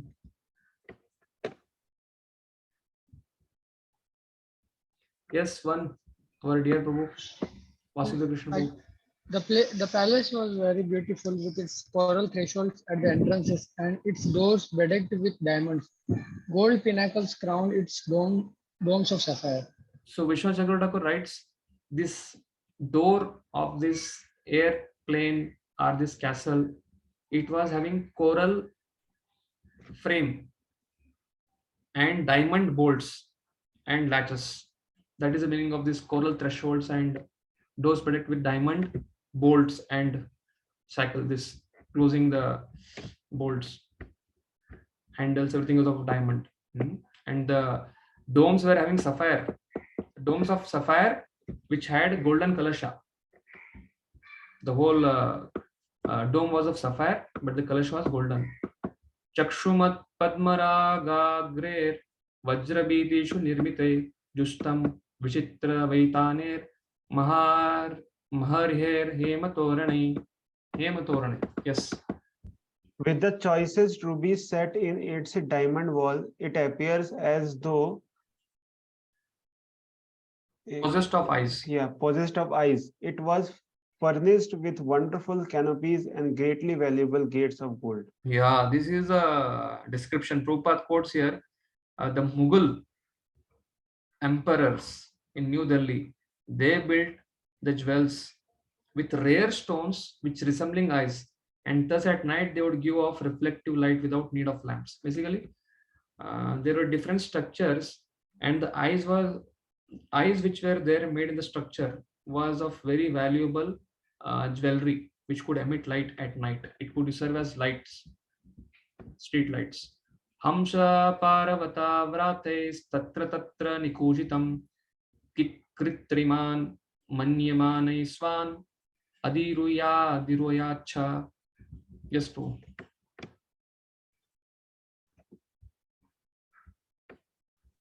Hare Krishna. Here and there in the palace were multitude of live swans and pigeons, as well as artificial swans and pigeons, so lifelike that the real swans rose above them again and again, thinking them live but like themselves. Thus, the palace vibrated with the sounds of these birds. Yes, same thing Vishnu Sakataku is writing. Swans and doves flew to meet artificial birds, thinking them to be real, while making ardent cries. So this was not only just structure was of jewelry. So the masterpiece was made in such a way that the structure was including animals and birds, which could attract live animals and birds. Otherwise, if some XYZ artificial thing is floating in the sky, animals and birds, especially birds, will not come and sit there. But to attract birds, to attract nature's variety, Kardamuni had done such wonderfully that even the living creatures, birds are also coming and sitting there to give the feeling of natural. And not only that, even rivers were also there. Viharasthana Vishrama Samvesha Prangana Jirai Yatopajosham Rachite Vishmapanam Ivatmanaha.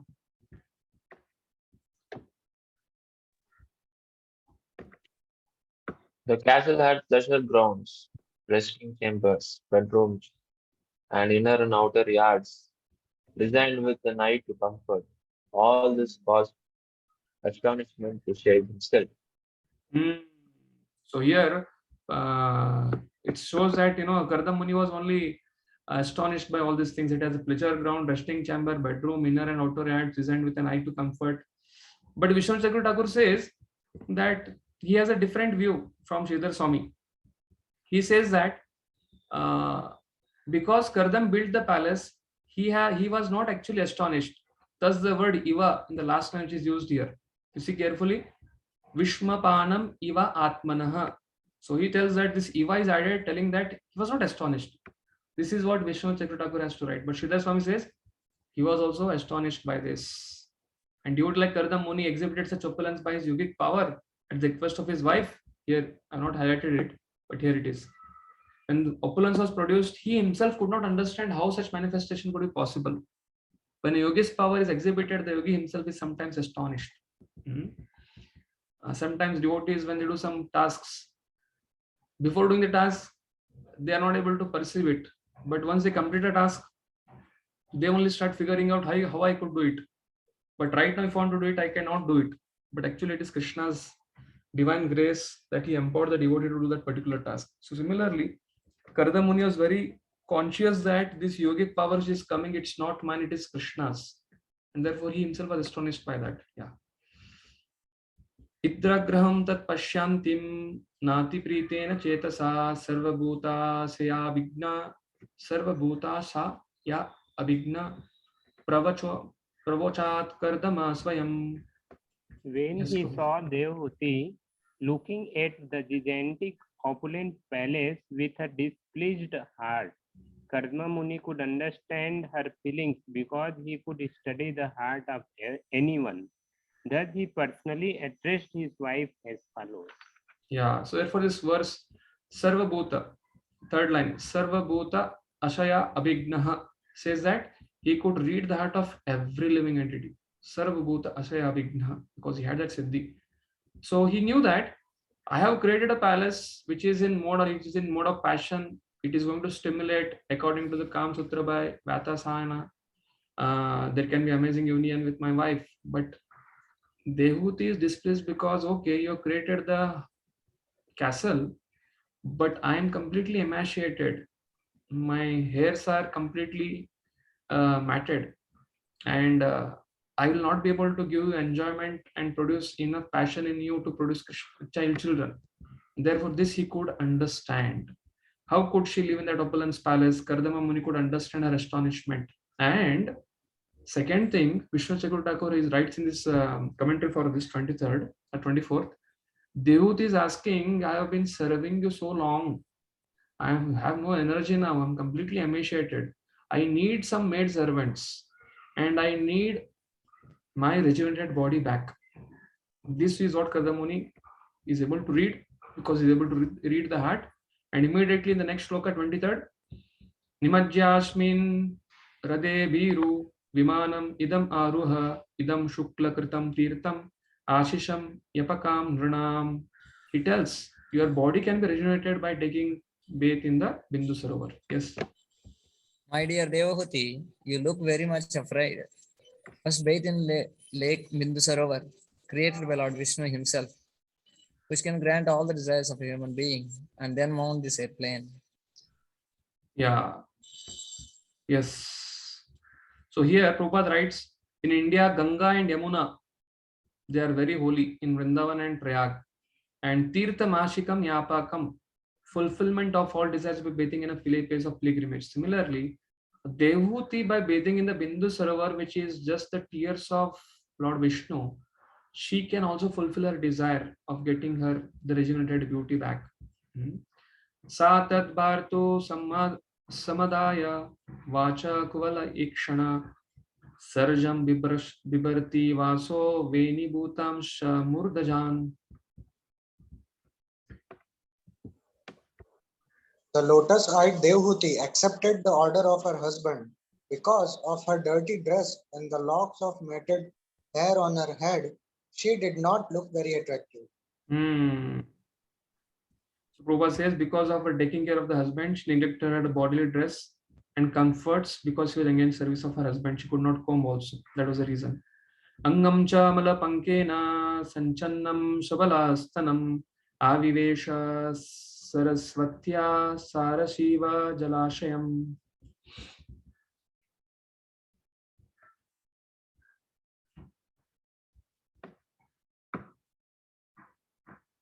Radhapat Pankaj.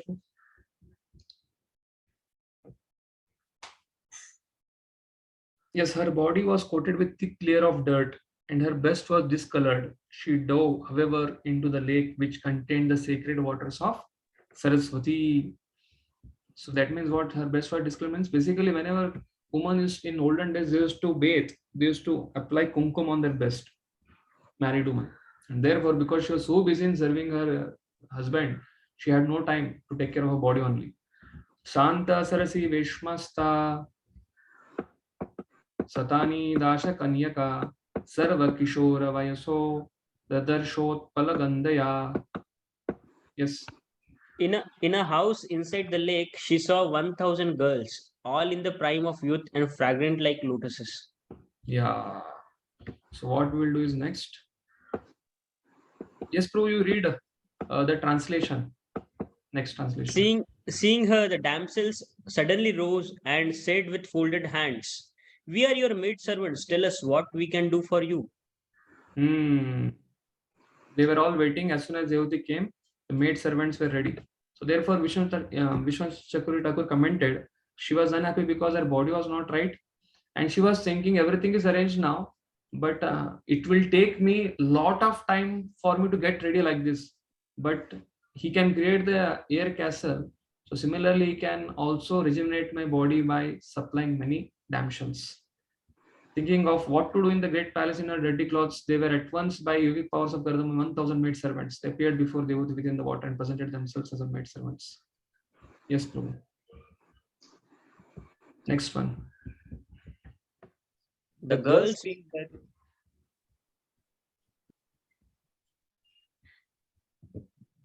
being very respectful to Devhuti brought her forth, and after bathing her with the valuable oils and ointments, they gave her fine, new spotless cloth to cover her body. Yes.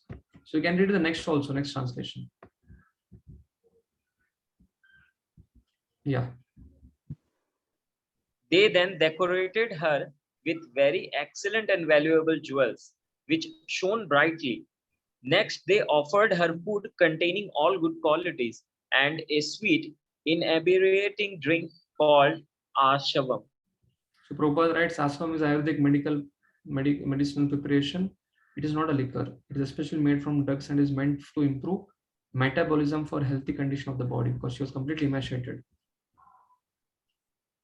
Yes. Next. Then in a mirror, she beheld her own reflection.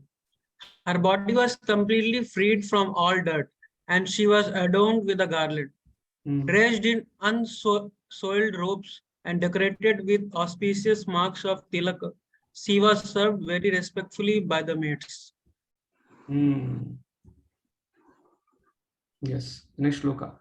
Snatam kritashira snanam sarvabharana bhushitam nishkagrivam valainam kujata kanchana nupuram.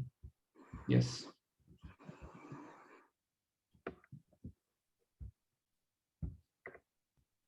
Ramavalapu. Her entire body, including her head, was completely bathed and she was decorated all over with ornaments. She wore a special necklace with a locket. There were bangles on her wrists and tinkling anklets of gold about her ankles. So Prabhupada writes here about how the ladies take bath. And Vishnu Chakravarti also writes that, okay, first I'll read what Prabhupada writes here. Krita Shira Snanam. Smriti Shastra, actually whenever the ladies take bath, they only take till the neck, and that is called as Malasnana. And Krita Shira Snanam, or Shira Snana, is on special occasions when the ladies get up early in the morning, they apply oil on their head, hairs, and they completely take Avabrata Vata, or the full Shira Snanam. And that is like the special bathing. And at this time, they apply sufficient oil to smear on her head. That is the direction of commentators of the Smriti Shastra. Vishnu Chakravarti writes that this some of the western provinces in India, the ladies, especially western province means you understood western India, that side of the ladies, he tells that they take only from the neck, Malastanam, and therefore it is mentioned in the shloka that Krita Shira Snanam, that she took full bathing. Yes. Next shloka.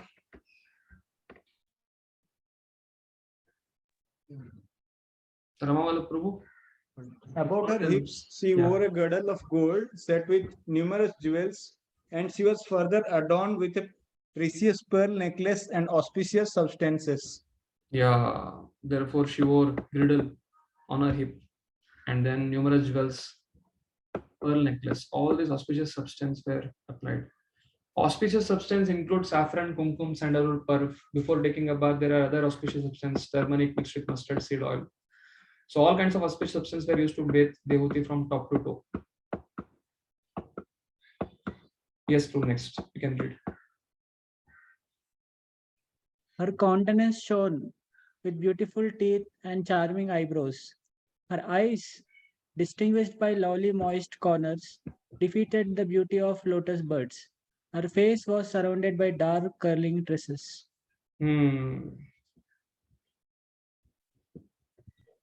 Yeah. Devuti's white teeth increased the beauty of her face and made it look like a lotus flower. When a face looks very attractive, the eyes are generally compared to lotus petals and the face to lotus flower. Yes, bro. Next translation.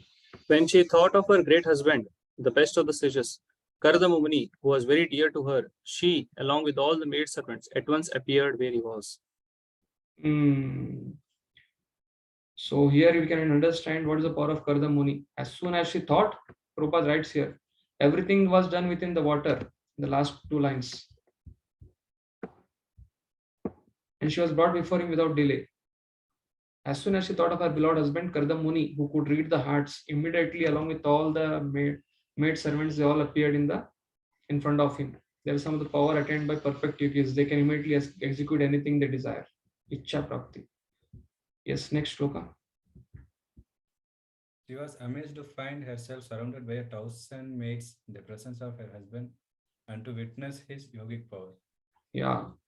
So she was amazed seeing Kardama Muni's yogic power. When he brought before her husband, she could understand that all due to his mystic power.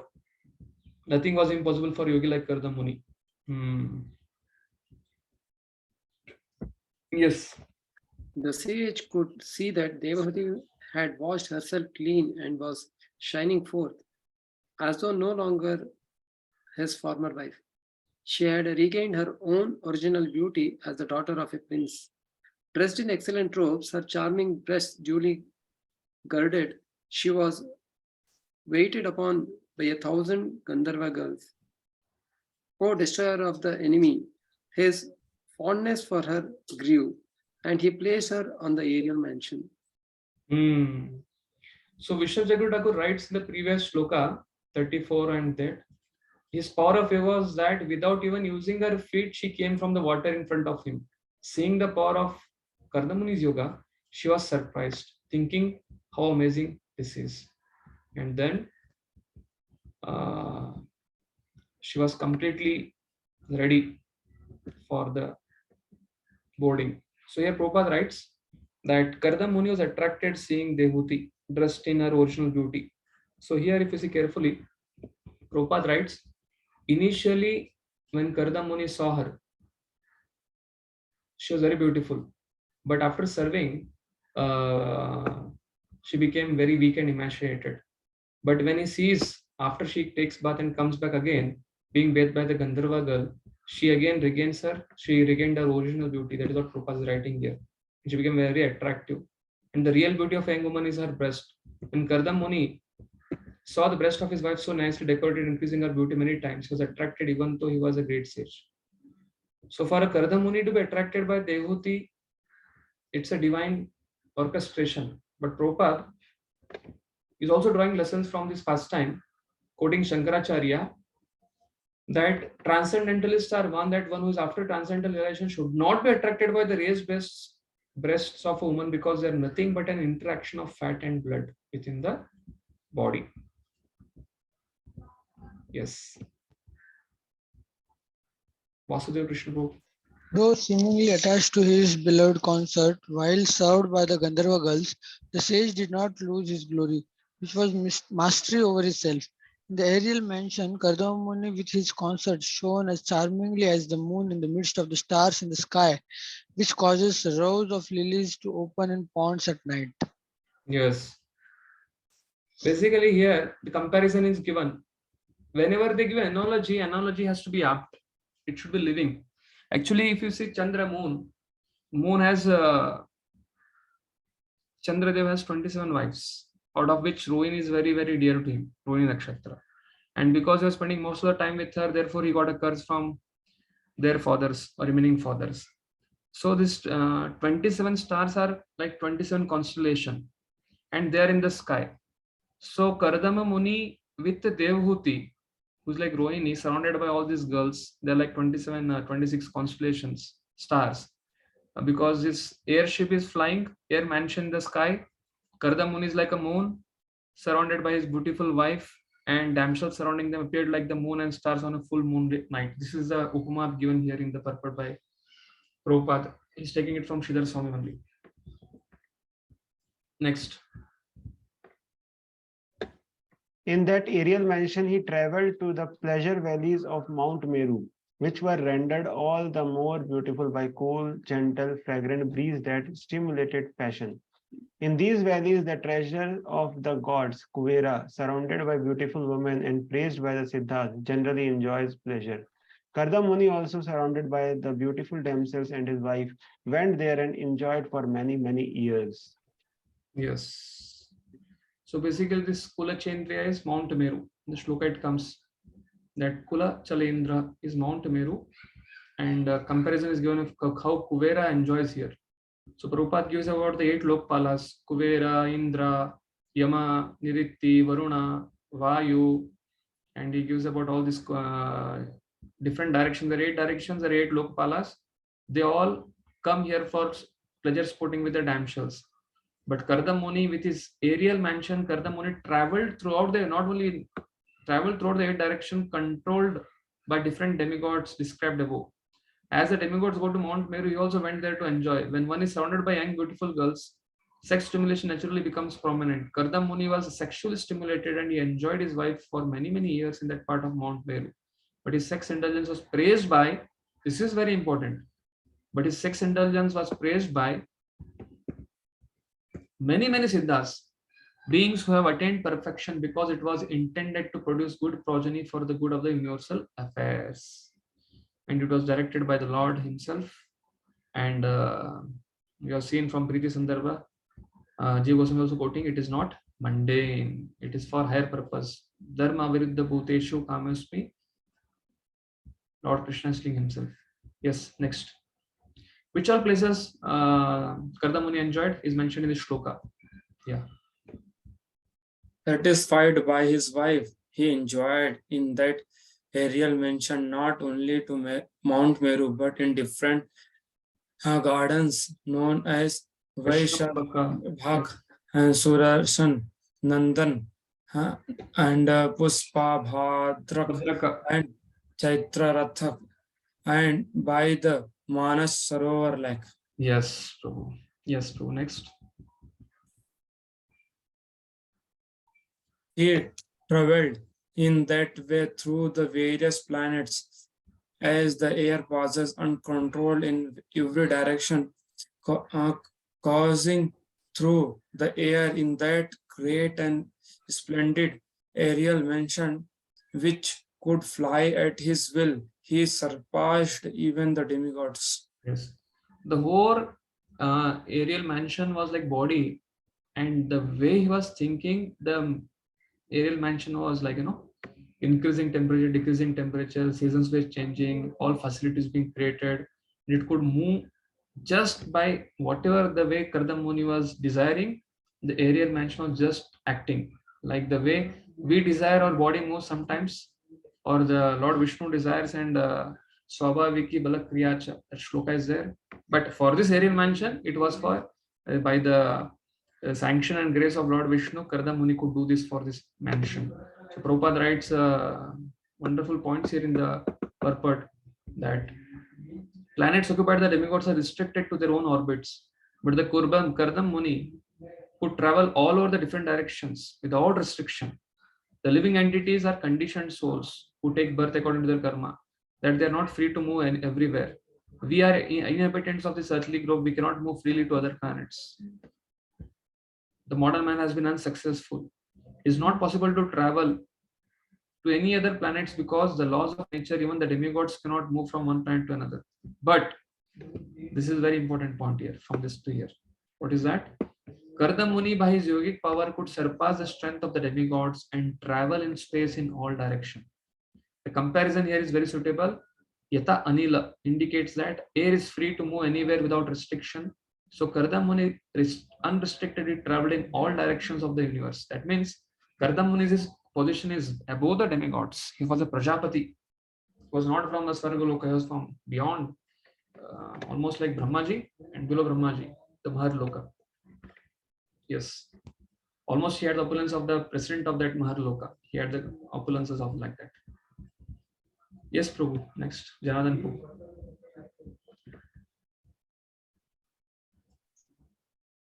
We can read this shloka actually. Kim durapadam tesham pumsam uttama chetasam yar ashritas charano vasanataya. Yes, Prabhu, read. What is difficult to achieve for determined men who have taken refuge of the Supreme Personality of Godhead's lotus feet? His feet are the source of sacred rivers like the Ganges, which put an end to the dangers of mundane life. Yes. So Burijan Prabhu quotes this in his unveiling his lotus feet, that Kardam Muni was astonished when he created the aerial mansion, or Devuti was astonished seeing the aerial mansion. But he writes, one may wonder how the sage created such a mansion. Text 42, that is this text, answers this question with a rhetorical question. What is difficult to achieve for a determined man who have taken refuge of the Supreme Person of Godhead's lotus feet? His feet are the source of sacred rivers like the Ganges, which put an end to the dangers of mundane life. So Prabhupada underscores this point in his purport to this text. So Prabhupada is going to mention this in his purport, what Burjanpu is quoting here. Kardam Muni is special not because here, the same point Burjanpu is quoting in his Unveiling the Lotus Feet. If someone can read this? Yeah, Jananpu, you can only read this. Kardam Muni is special not because he was a great mystic, but because he was a great devotee. Therefore, it is said here that for a great devotee like Kardam Muni, nothing is impossible. Although yogis can perform wonderful feats, as Kardama has already described, Kardama was more than a yogi because he was a great devotee of the Lord. Therefore, he was more glorious than an ordinary yogi. So therefore, yeah, this also you can read. For a person like Kardam Muni, there is no question of being conditioned. He was already a liberated soul and better than the demigods, who were also conditioned. Although he was enjoying with his wife and many other women, he was above material conditional life. Therefore, the word Vihanatyaya beyond the position of a conditioned soul. He was transcendental to all material limitations. Yes. So this also shows verse 42, the transcendental position of Kardam Muni, as Burjanpu is quoting here in his commentary. So after this, Kardam Muni returns back from here for union. Yes, next. Devotee can read the translation. After showing his wife the globe of the universe and its different arrangements, full of many wonders, the great yogi Kardama Muni returned to his own hermitage. Yes. So Vishwanath Chakravarti Thakur writes here in his translation and even the commentary. Here Golam Prabhupada translates as globe, but Vishwanath Chakravarti Thakur tells Golam here means territory, Mandalaha. That means he's telling that it was territory. All the territory of the Bhumandala, Kardam Muni showed to Devoti. And Prabhupada mentions about the wonderful places all over this Bhumandala. He mentions this in his purport here. All planets are called goal, round. Every planet is round and each planet is different. Keshav Kripa Prabhu, you read this purport. All the planets are here described as goal, round. Every planet is round, and each planet is a different shelter, just like islands in the great ocean. Planets are sometimes called Dvipa or Varsha. This Earth planet is called Bharat Varsha because it was ruled by King Bharat. Another significant word used in this verse is Bhav Ascharyam, many wonderful things. This indicates that the different planets are distributed all over the universe in the 8 directions, and each and every one of them is wonderful in itself. Each planet has its particular climate influences and particular types of inhabitants and is completely equipped with everything, including the beauty of the seasons. In the Brahma Samhita 5.40, it is similarly stated, Vibhuti Bhinnam. On each and every planet, there are different opulences. It cannot be expected that one planet is exactly like another. By God's grace, by nature's law, each and every planet is made differently and has different wonderful features. All such wonders were personally experienced by Kardama Muni while he traveled with his wife, yet he could return again to his humble hermitage. He showed his princess wife that although he was living in the hermitage, he had the power to go everywhere and do anything by mystic yoga. That is the perfection of yoga. One cannot become a perfect yogi simply by showing some sitting postures, nor by such sitting postures or so called meditation can one become God, as is being advertised. Foolish persons are misled into believing that simply by some caricature of meditation and sitting posture, one can become God within 6 months. Here is the example of perfect yogi. He could travel all over the universe. Similarly, there is a description of Durvasa Muni who also traveled in space. Actually, the perfect yogi can do that. But even if one can travel all over the universe and show wonderful feats like Kardama Muni, he cannot be compared to the Supreme Personality of Godhead, whose power and inconceivable energy can never be attained by any conditioned or liberated soul. By the actions of Kardama Muni, we can understand that in spite of his immense mystic power, he remained a devotee of the Lord. That is the real position of every living entity. Yes. So actually, I had highlighted this whole section, but some of the Veda base doesn't saves it. So again, I have to re-highlight all these things. But I had highlighted the same points. Therefore, I asked you to read. Here you can see carefully Kardamuni has done such elaborate castle. He has stimulated passion, the point on verge of begetting children from his wife. He is going to again return back to the humble hermitage. Prabhupada is writing, all such wonders were personally experienced by Kardam Muni throughout the whole universe. He traveled with his wife, but yet from that height of enjoyment, he could return again to his humble hermitage. That means it has not gone to his head. That means he is not untouched by these modes. He showed his princess wife that although he was living in the hermitage, he had the power to go everywhere and do anything by mystic yoga and again come back and we remain in his humble hermitage. Moment when when we get something very opulent while traveling or anything, we become attached to it. But from Kardam Muni's descriptions, we can understand that he was not attached. He was liberated. And again, Prabhupada is telling here, just because Kardam Muni could do such feat doesn't mean that he's God, but he understood that he's not God. He's humble, remained a devotee of the Lord. He could understand the real position of that. He was Krishna Das. These are two important points from here. Yes. Next.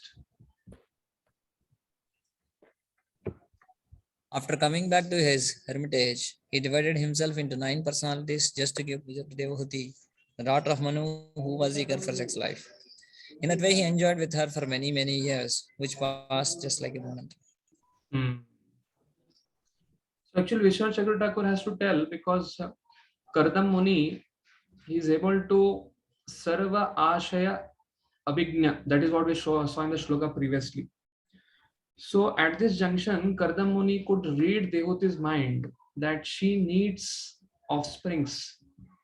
And what kind of offsprings? She needs offsprings quickly. So he's quoting this. I'll try to share the screen now from here, 44th. I'll just try to quote. I'm just going 2-3 slokas ahead for Chakravarti Path's commentary, so that this section where he's expanding into 9 forms, Prabhupada writes different thoughts on it. But if this Vishwanath Chakravarti Thakur's commentary is read, many things will be clear when we read Prabhupada purports. Yes. Yes, Keshan, can you read this one? By thinking of a woman at the time of impregnation, a female child will be produced. Kardama knew that his wife desired daughters. He was a knower of the soul by his intelligence. Thus he was detached. Because his desire was less, his semen was less, and thus female children were produced. Puman Pumsodhiko Prestri Bhaved Adhike Striya. A male is born when the man is stronger, and a female is born when the female is stronger. Nodha means 9 times. He was aware of all the desires. He knew that his wife had a desire for many children. He was powerful, Vibhu, capable of fulfilling her desires. Yes. So Shukra becomes a semen is more, male is born. It is less than female is born. So that is what Prabhupada is quoting here from Ayurveda. Sorry, Chakranath Thakur is quoting in his commentary. But here Prabhupada is giving the purport. Daughter of Swayambhu Manu Devahuti. Prabhuji can read this one, this purport also. Here the daughter Swayambhu Manu Devahuti is described as Sorototsuka. After traveling with her husband all over the universe in Mount Meru and the beautiful gardens of the heavenly kingdoms, she naturally became sexually stimulated. And in order to satisfy her sexual desire, Kadamuni expanded himself into 9 forms. Instead of 1, he became 9, and 9 persons had sexual intercourse with Devahuti for many, many years. It is understood that sexual appetite of a woman is 9 times greater than that of a man. That is clearly indicated here. Otherwise, Kardamani would have no reason to expand himself into 9. Here is another example of yogic power. As a personality of Godhead can expand himself in millions of forms, yogi can also expand into 9 forms, but not more than that. Another example is that of Shobari Muni. He also expanded himself into 8 forms. But however powerful a yogi may be, he cannot expand himself into more than 8 or 9 forms. The personality of Godhead, however, can expand himself into millions of forms, Anantarupa, innumerable, countless forms, as stated in the Brahma Samhita. No one can compare to the Supreme Personality of Godhead by any conceivable energetic manifestation of power. Yes. So Prabhupada is telling here 9 forms because Devuti was Srotuttaka. And you can also read in Vishwan Chakravarti's commentary. Kardam Muni could read, that comes here also in the next purport, 47, that he could understand that Devuti desired many children. Therefore, to give her the offsprings, he expanded to 9 forms. So these are different views of Sridhar Swami and Vishwan Chakravarti. So they may have different views, but both are right. तस्मिन्मान उत्कृष्टं संयम्राति करिंशिता ना चाबुद्यता तं कालं पत्या पिच्छेन संगतः. So, just to next. Mentioned Devahuti in the company of her handsome husband, situated on an excellent bed that increased sexual desires, could not realize how much time was passing. Can you read the purport? Sex indulgence is so enjoyable for materialistic people that when they engage in such activities, they forget how time is passing.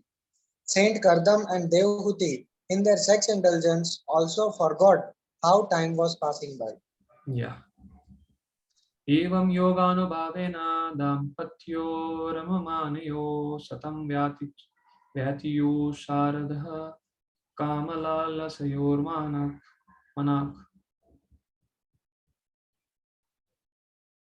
Yes, continue. While the couple who eagerly longed for sexual pleasure were thus enjoying themselves by virtue of mystic powers, 100 autumns passed like a brief span of time. Yeah, this is also comes in Aila. Pururava getting attracted to Urvashi, Yayati getting attracted to Sarmishta, Devyani. There also same thing comes. That their celestial years, 100 years, 1000 years is mentioned like that. It's gone like Vishwamitra getting attracted to Menaka. Vishwamitra getting attracted to Apsara. There also it is mentioned. Tasyam adatare tastam bhavayan atmanatmanavit nod vidyaya rupam swam sarva sankalpa vidvibhu. Yes, Pro, continue. The powerful Kardam Muni was the knower of everyone's heart, and he could grant whatever one desired. Knowing the spiritual soul, he regarded her as half of his body. Dividing himself into 9 forms, he impregnated Devahuti with 9 discharges of semen. Yes. Purport you can read proof. Since Kardamuni could understand that Devahuti wanted many children, at first chance he begot 9 children at one time. He is described here as Vibhu, the most powerful master. By his yogic power, he could at once produce 9 daughters in the womb of Devahuti. Yes, this is Chakravarti Thakur also saying the same thing here. So whenever we see Prabhupada purports, we should not just see one purport, we should see, go ahead, come back, go to, and then understand, and then get together here. Otherwise, there was one quote of Prabhupada in 4th Canto that woman like to be something like rape. But that context is you have to not only, therefore, when we read Bhagavatam, there is something called as a content, and also there is something called the intent. So in during Prabhupada's time, the content what is giving and the intention has to be known. Otherwise, there's something called text, there's something called as context. So only when somebody quotes a text without knowing the context, it becomes difficult. And therefore, like we have gross body, subtle body, and the spiritual soul. Similarly, the gross is the content or the text. The subtle is the intent or the context. And then how it is connected to the Lord, that is the spiritual aspect of it. Therefore, in this case, the act is of same, like mundane people are doing between Kardamuni and Devahuti. The content is the same, sexual enjoyment. But the intent is to please Lord and produce Krishna conscious children for the creating offsprings so that all the living entities can get their bodies. And it is being Daiva Choditaha. That means it is being orchestrated by the Lord, because Lord forecasted all these things. Therefore, Kardamuni could understand Devahuti wanted many children, and he was Vibhu, and therefore he produced 9 daughters in the womb of Devahuti. Atasu susave sadhyo Devahuti striya praja sarvastascharu sarvangyo lohitotpala gandaya. The features of the daughter is mentioned here. Yes, Pro, next. Immediately afterward, on the same day, Devahuti gave birth to 9 female children, all charming in every limb and fragrant with the scent of the red lotus flower. Yes. Yes, please read the purport.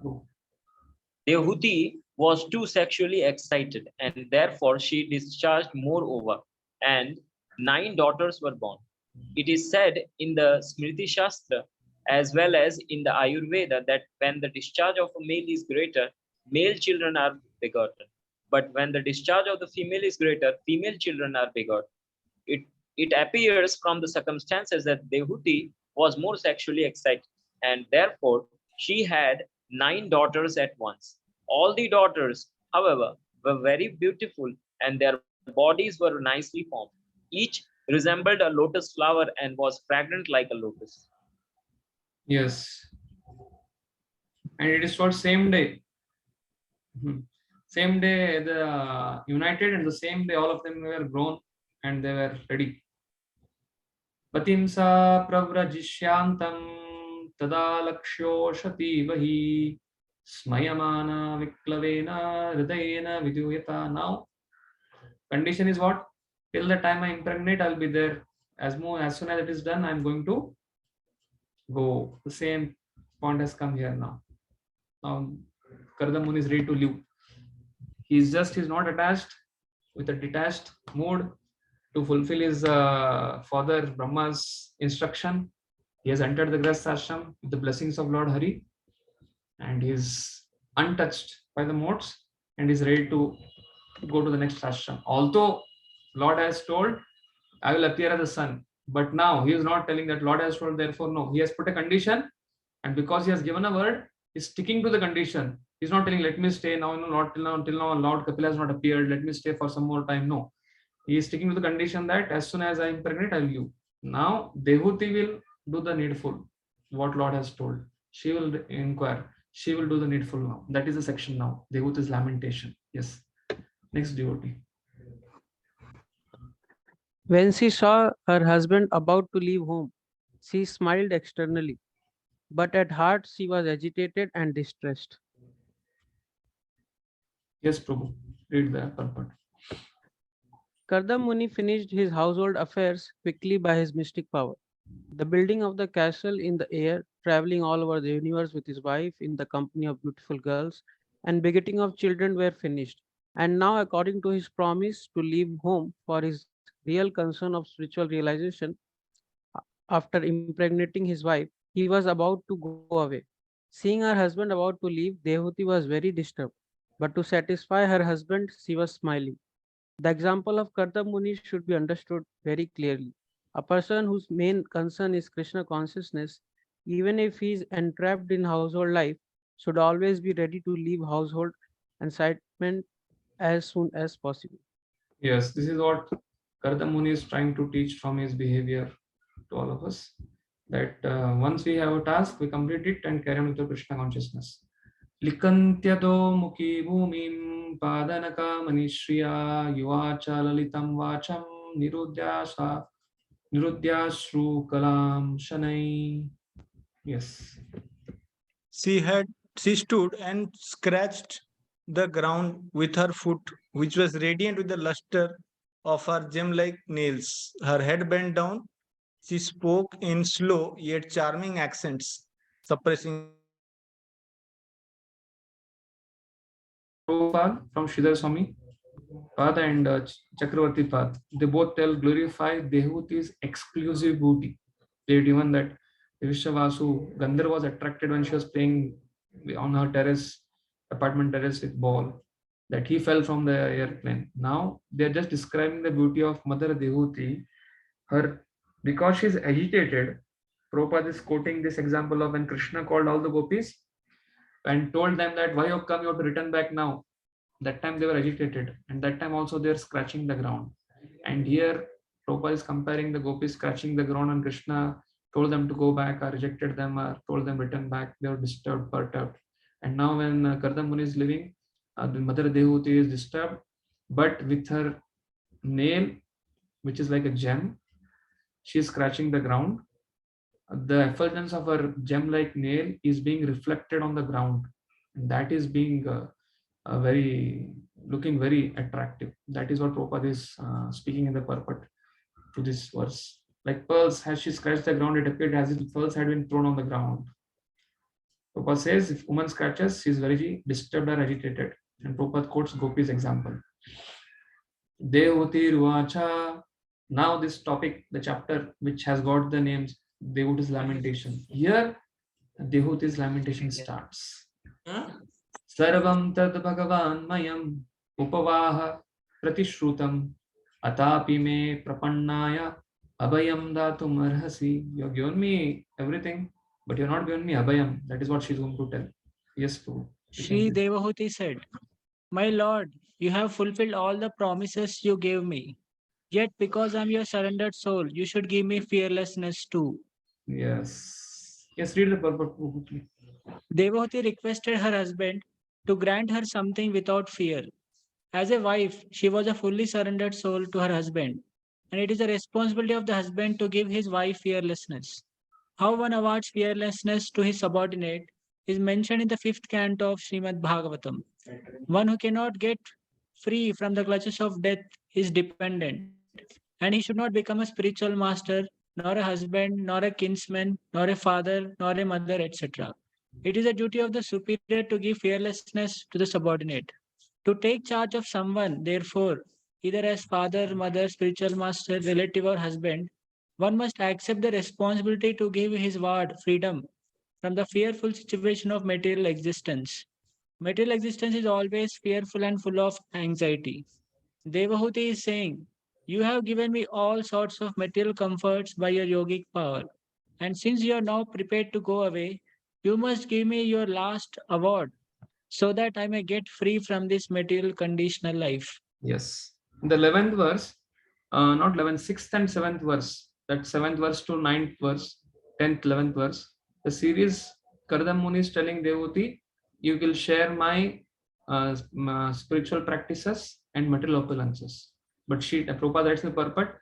She told that I want to be impregnated first and then later on I will accept spiritual practice. Now she's asking, I've got children, but now I want liberation from the material conditioned life.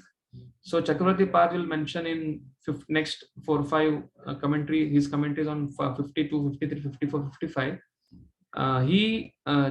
Devahuti is not asking Kardam Muni to wait for the marriage of the daughters. She's also not asking Kardam Muni for material enjoyment. Kardam Muni may think like that she's asking, probably for the material enjoyment. She may ask for me to stay because she's not satisfied with whatever enjoyment she has got from me. Therefore, she starts lamenting, telling that the shlokas which are the most important shlokas of Bhagavatam, which come under this section, are 2 shlokas, 54, 55, that Sangha is samstata hetu asat suvidha, that knowingly if you contact a conditioned soul, you get conditioned. Knowingly you contact a liberated soul, you get liberated. Neyat karma dharmaya na viragaya kalpate na tirtha pada sevaya jivanapi mritopisa.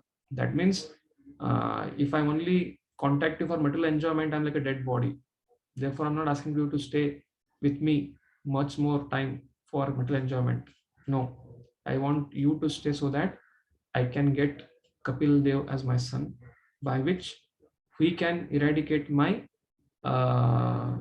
material attachment by his discourses. So that is what Chakravarti Thakur writes in his commentary for the next 4-5 shlokas.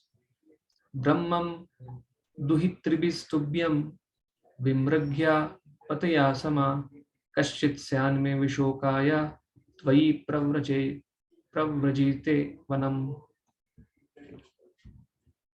My dear Brahmana, as far as your daughters are concerned, they will find their own suitable husbands and go away to their respective homes.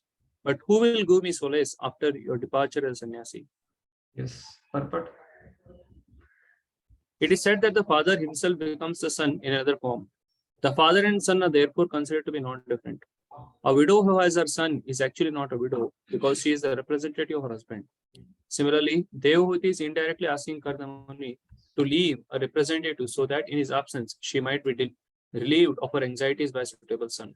A householder is not expected to remain at home for all his days. After getting his sons and daughters married, a householder can retire from household life, leaving his wife in the charge of the grown-up sons.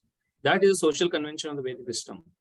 Devahuti is indirectly asking that in his absence from home, there be at least one male child to give her relief from the anxieties.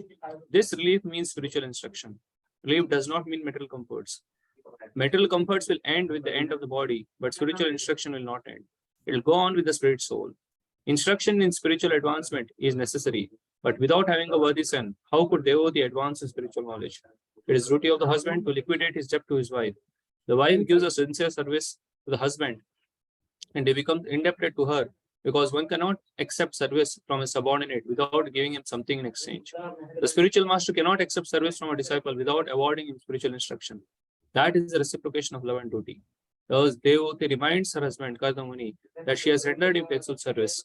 Even considering the situation on the basis of liquidating his debt towards his wife, he must give a male child before he leaves. Indirectly, Devahuti requests her husband to remain at home a few days more, or at least until a male child is born. Yes, same thing Prabhupada is reiterating this purport. Here the thing highlighted in yellow you can see. One male child. Devahuti is indirectly asking that in absence from home, there be at least one male child. She's not worried about the daughter's marriage, nothing. And what kind of relief from her anxiety? She wants comfort, she wants security. No.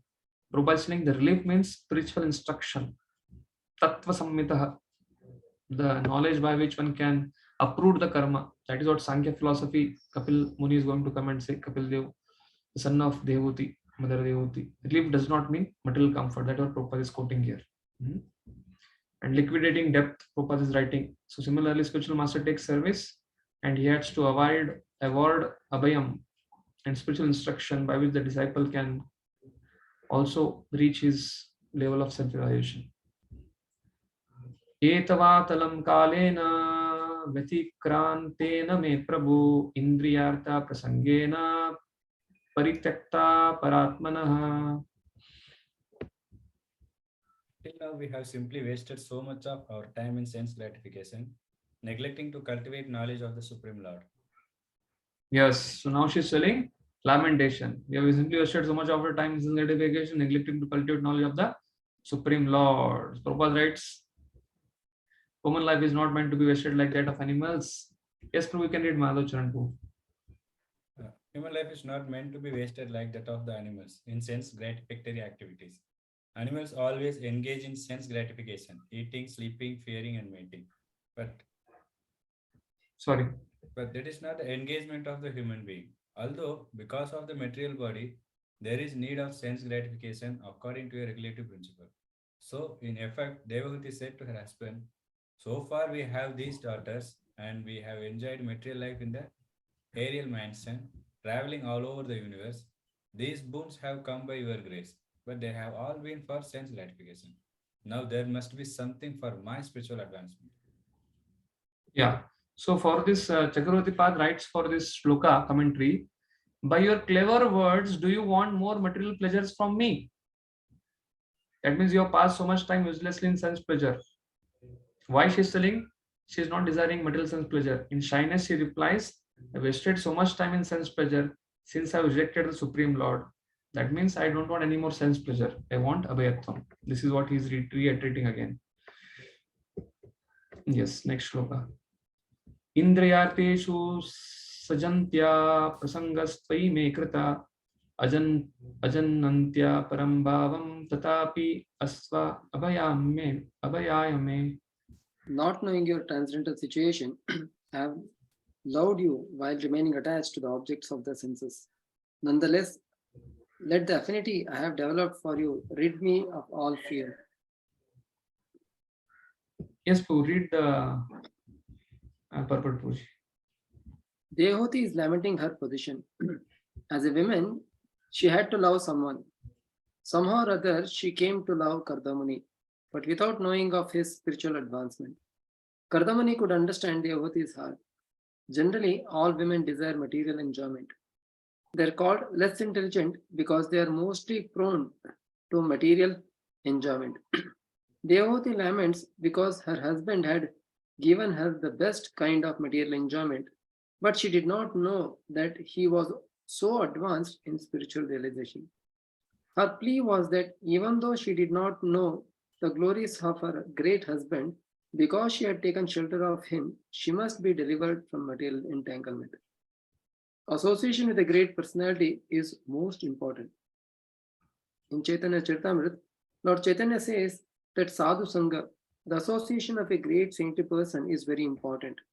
Because even if one is not advanced in knowledge, simply by association with the great saintly person, one can immediately make considerable advancement in spiritual life.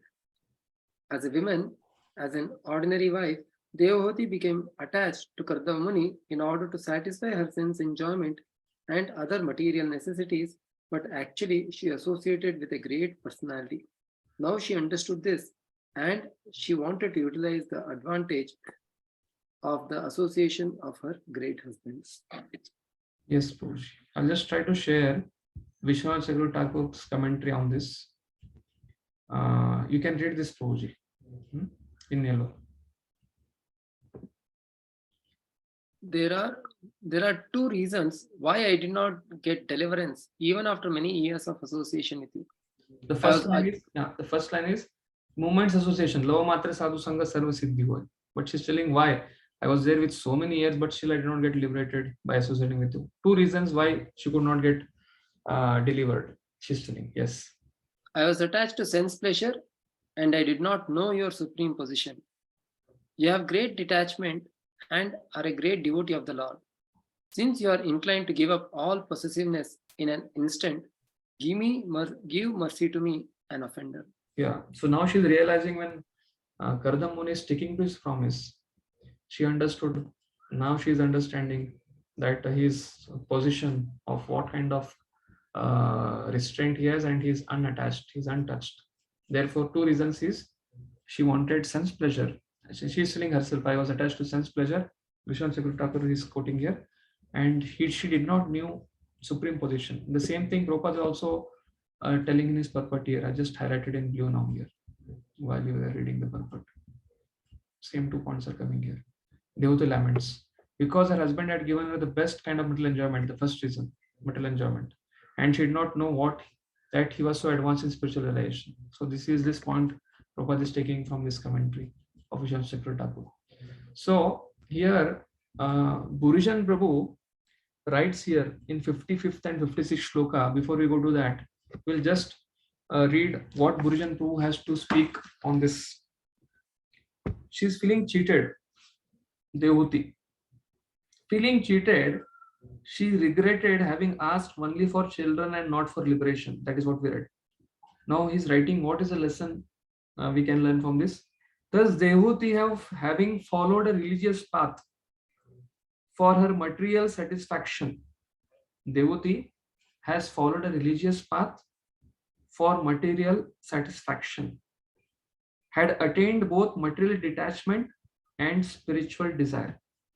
She has followed a religious path for addressing her material satisfaction, and the result is she has achieved both material detachment and spiritual desire. Now she's feeling that, I've been cheated.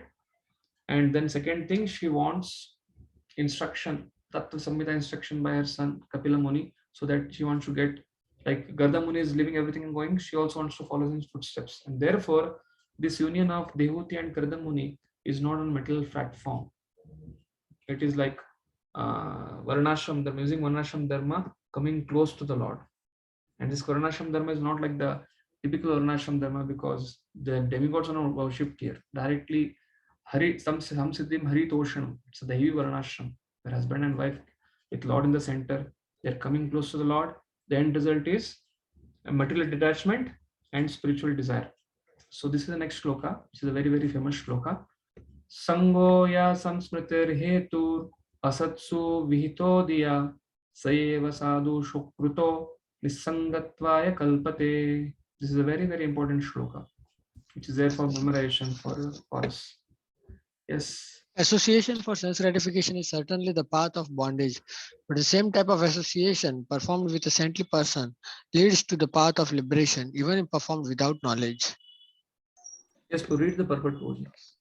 The association of a saintly person in any way bears the same result. For example, Lord Krishna met many kinds of living entities, and some treated him as an enemy, and some treated him as an agent for sense gratification. It is generally said that the gopis were attached to Krishna for sense attractions, and yet they became first-class devotees of the Lord.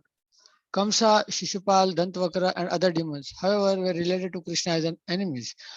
But whether they associated with Krishna as enemies or for sense gratification, out of fear or as pure devotees, they all got liberation.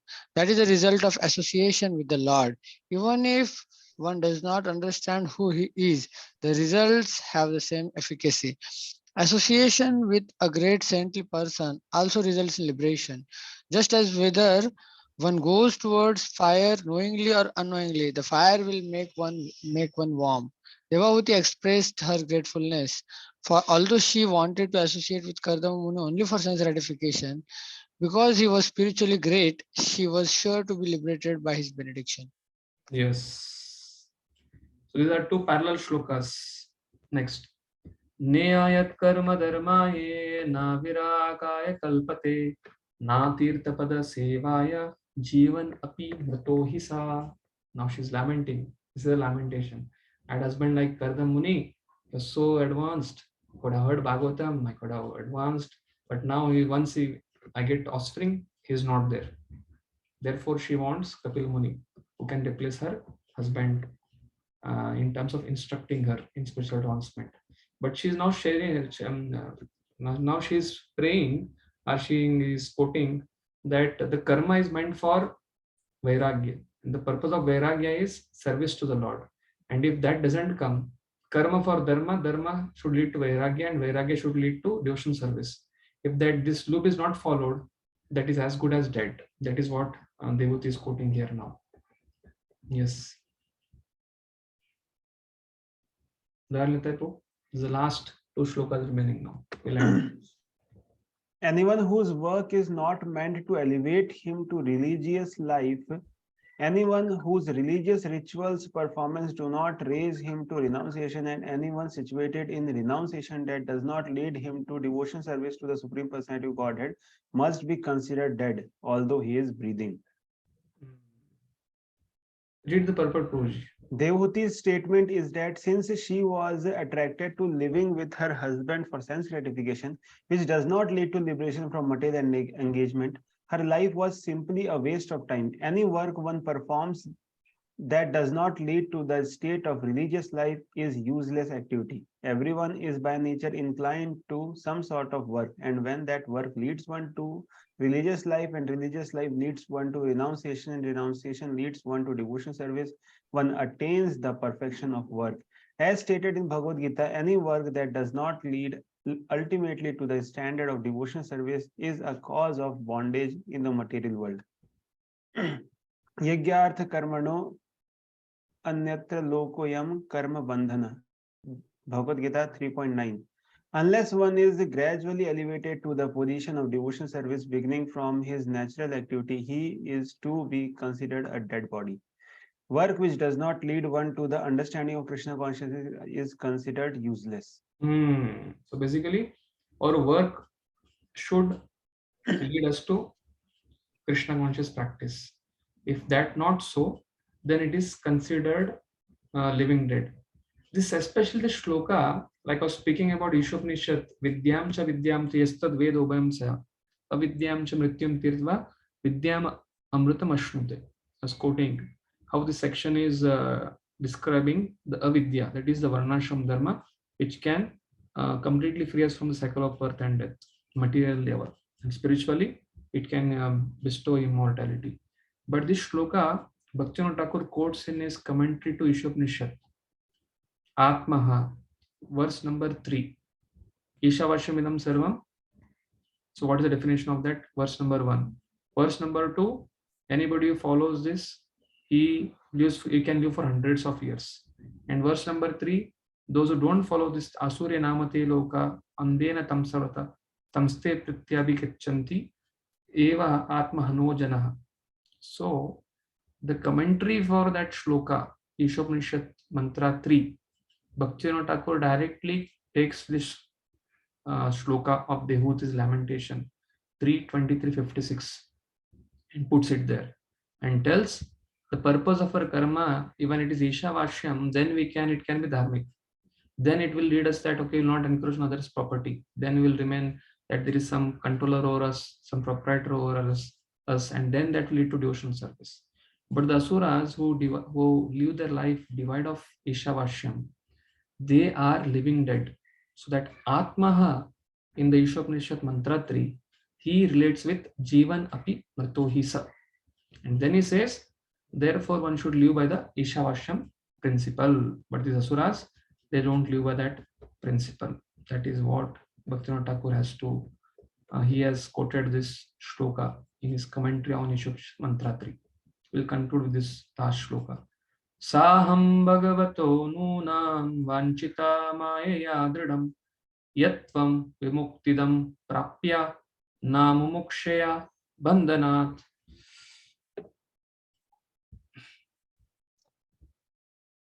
My lord, surely I have been solidly cheated with the insurmountable illusory energy of the Supreme Personality of Godhead. For in spite of having obtained your association, which gives liberation from material bondage, I did not seek such privilege. So she's saying now she's solidly cheated. Yes, Prabhu, please read the purport. Very nice purport. An intelligent man should utilize good opportunities. The first opportunity is the human form of life. And the second opportunity is to take birth in a suitable family where there is cultivation of spiritual knowledge. This is rarely obtained. The greatest opportunity is to have the association of a saintly person.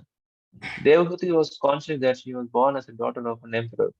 She was sufficiently educated and cultured, and at last she got Kardamuni, a saintly person and a great yogi as her husband. Still, if she did not gain liberation from the entanglement of the mental energy, then certainly she would be cheated by the insurmountable illusionary energy. Actually, the illusory material energy in the form of She's cheating everyone.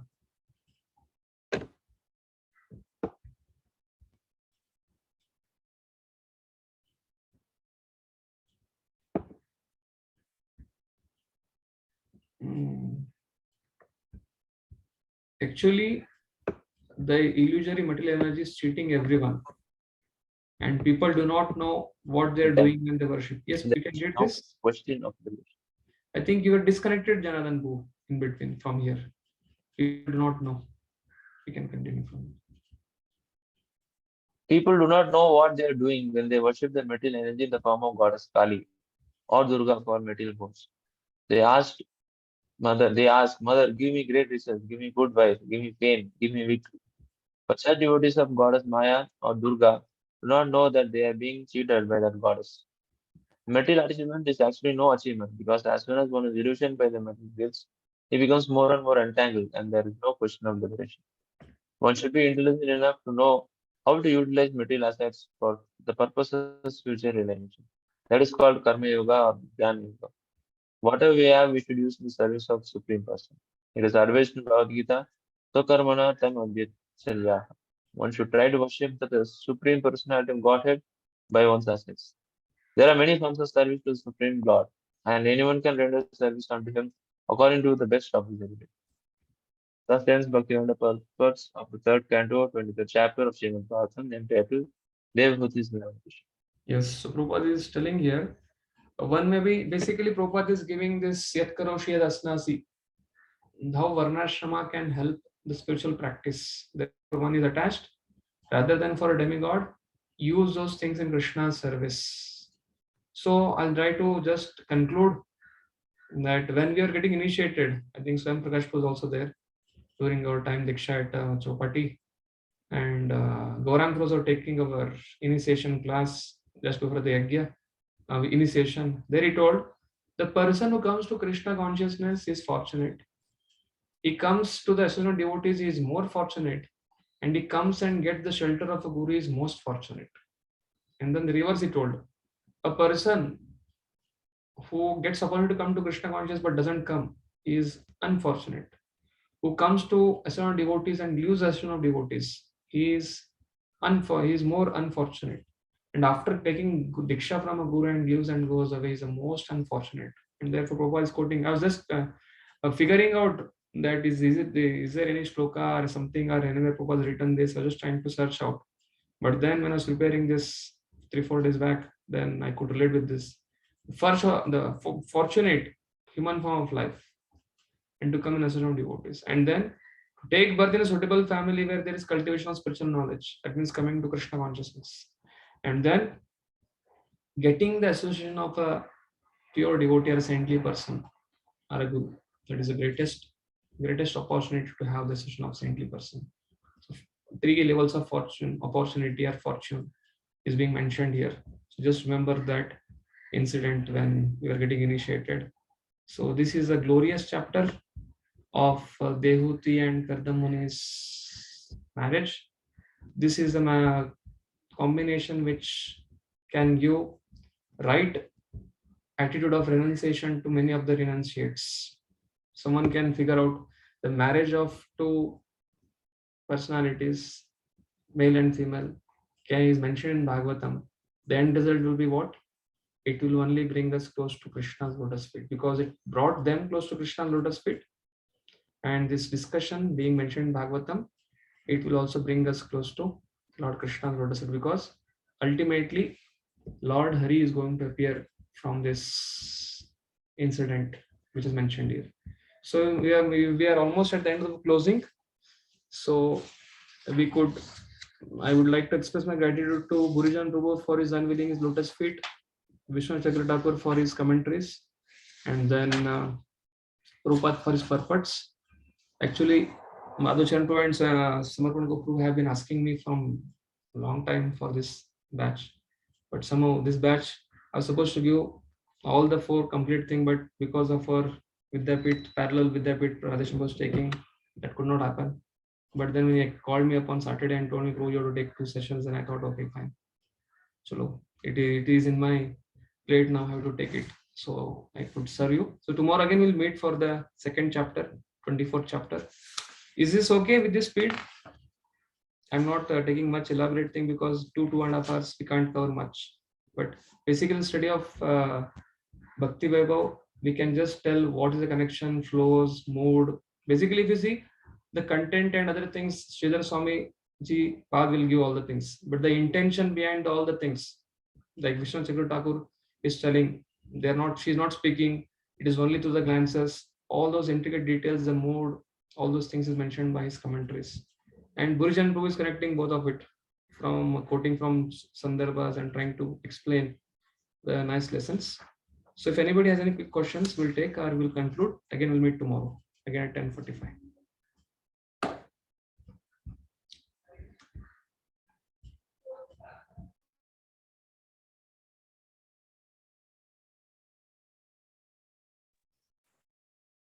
Hare Krishna, Srila Prabhupada ki Jai. Gaur Bhaktavrinda ki Jai. Fine, this speed is fine, no? Yes, bro. Yes, bro. It was not fast or something like that. So whatever is appropriate, we'll try to cover. Very good. So we'll meet again tomorrow. Hare Krishna. Hare Krishna, Prabhuji. Thank you. Very well.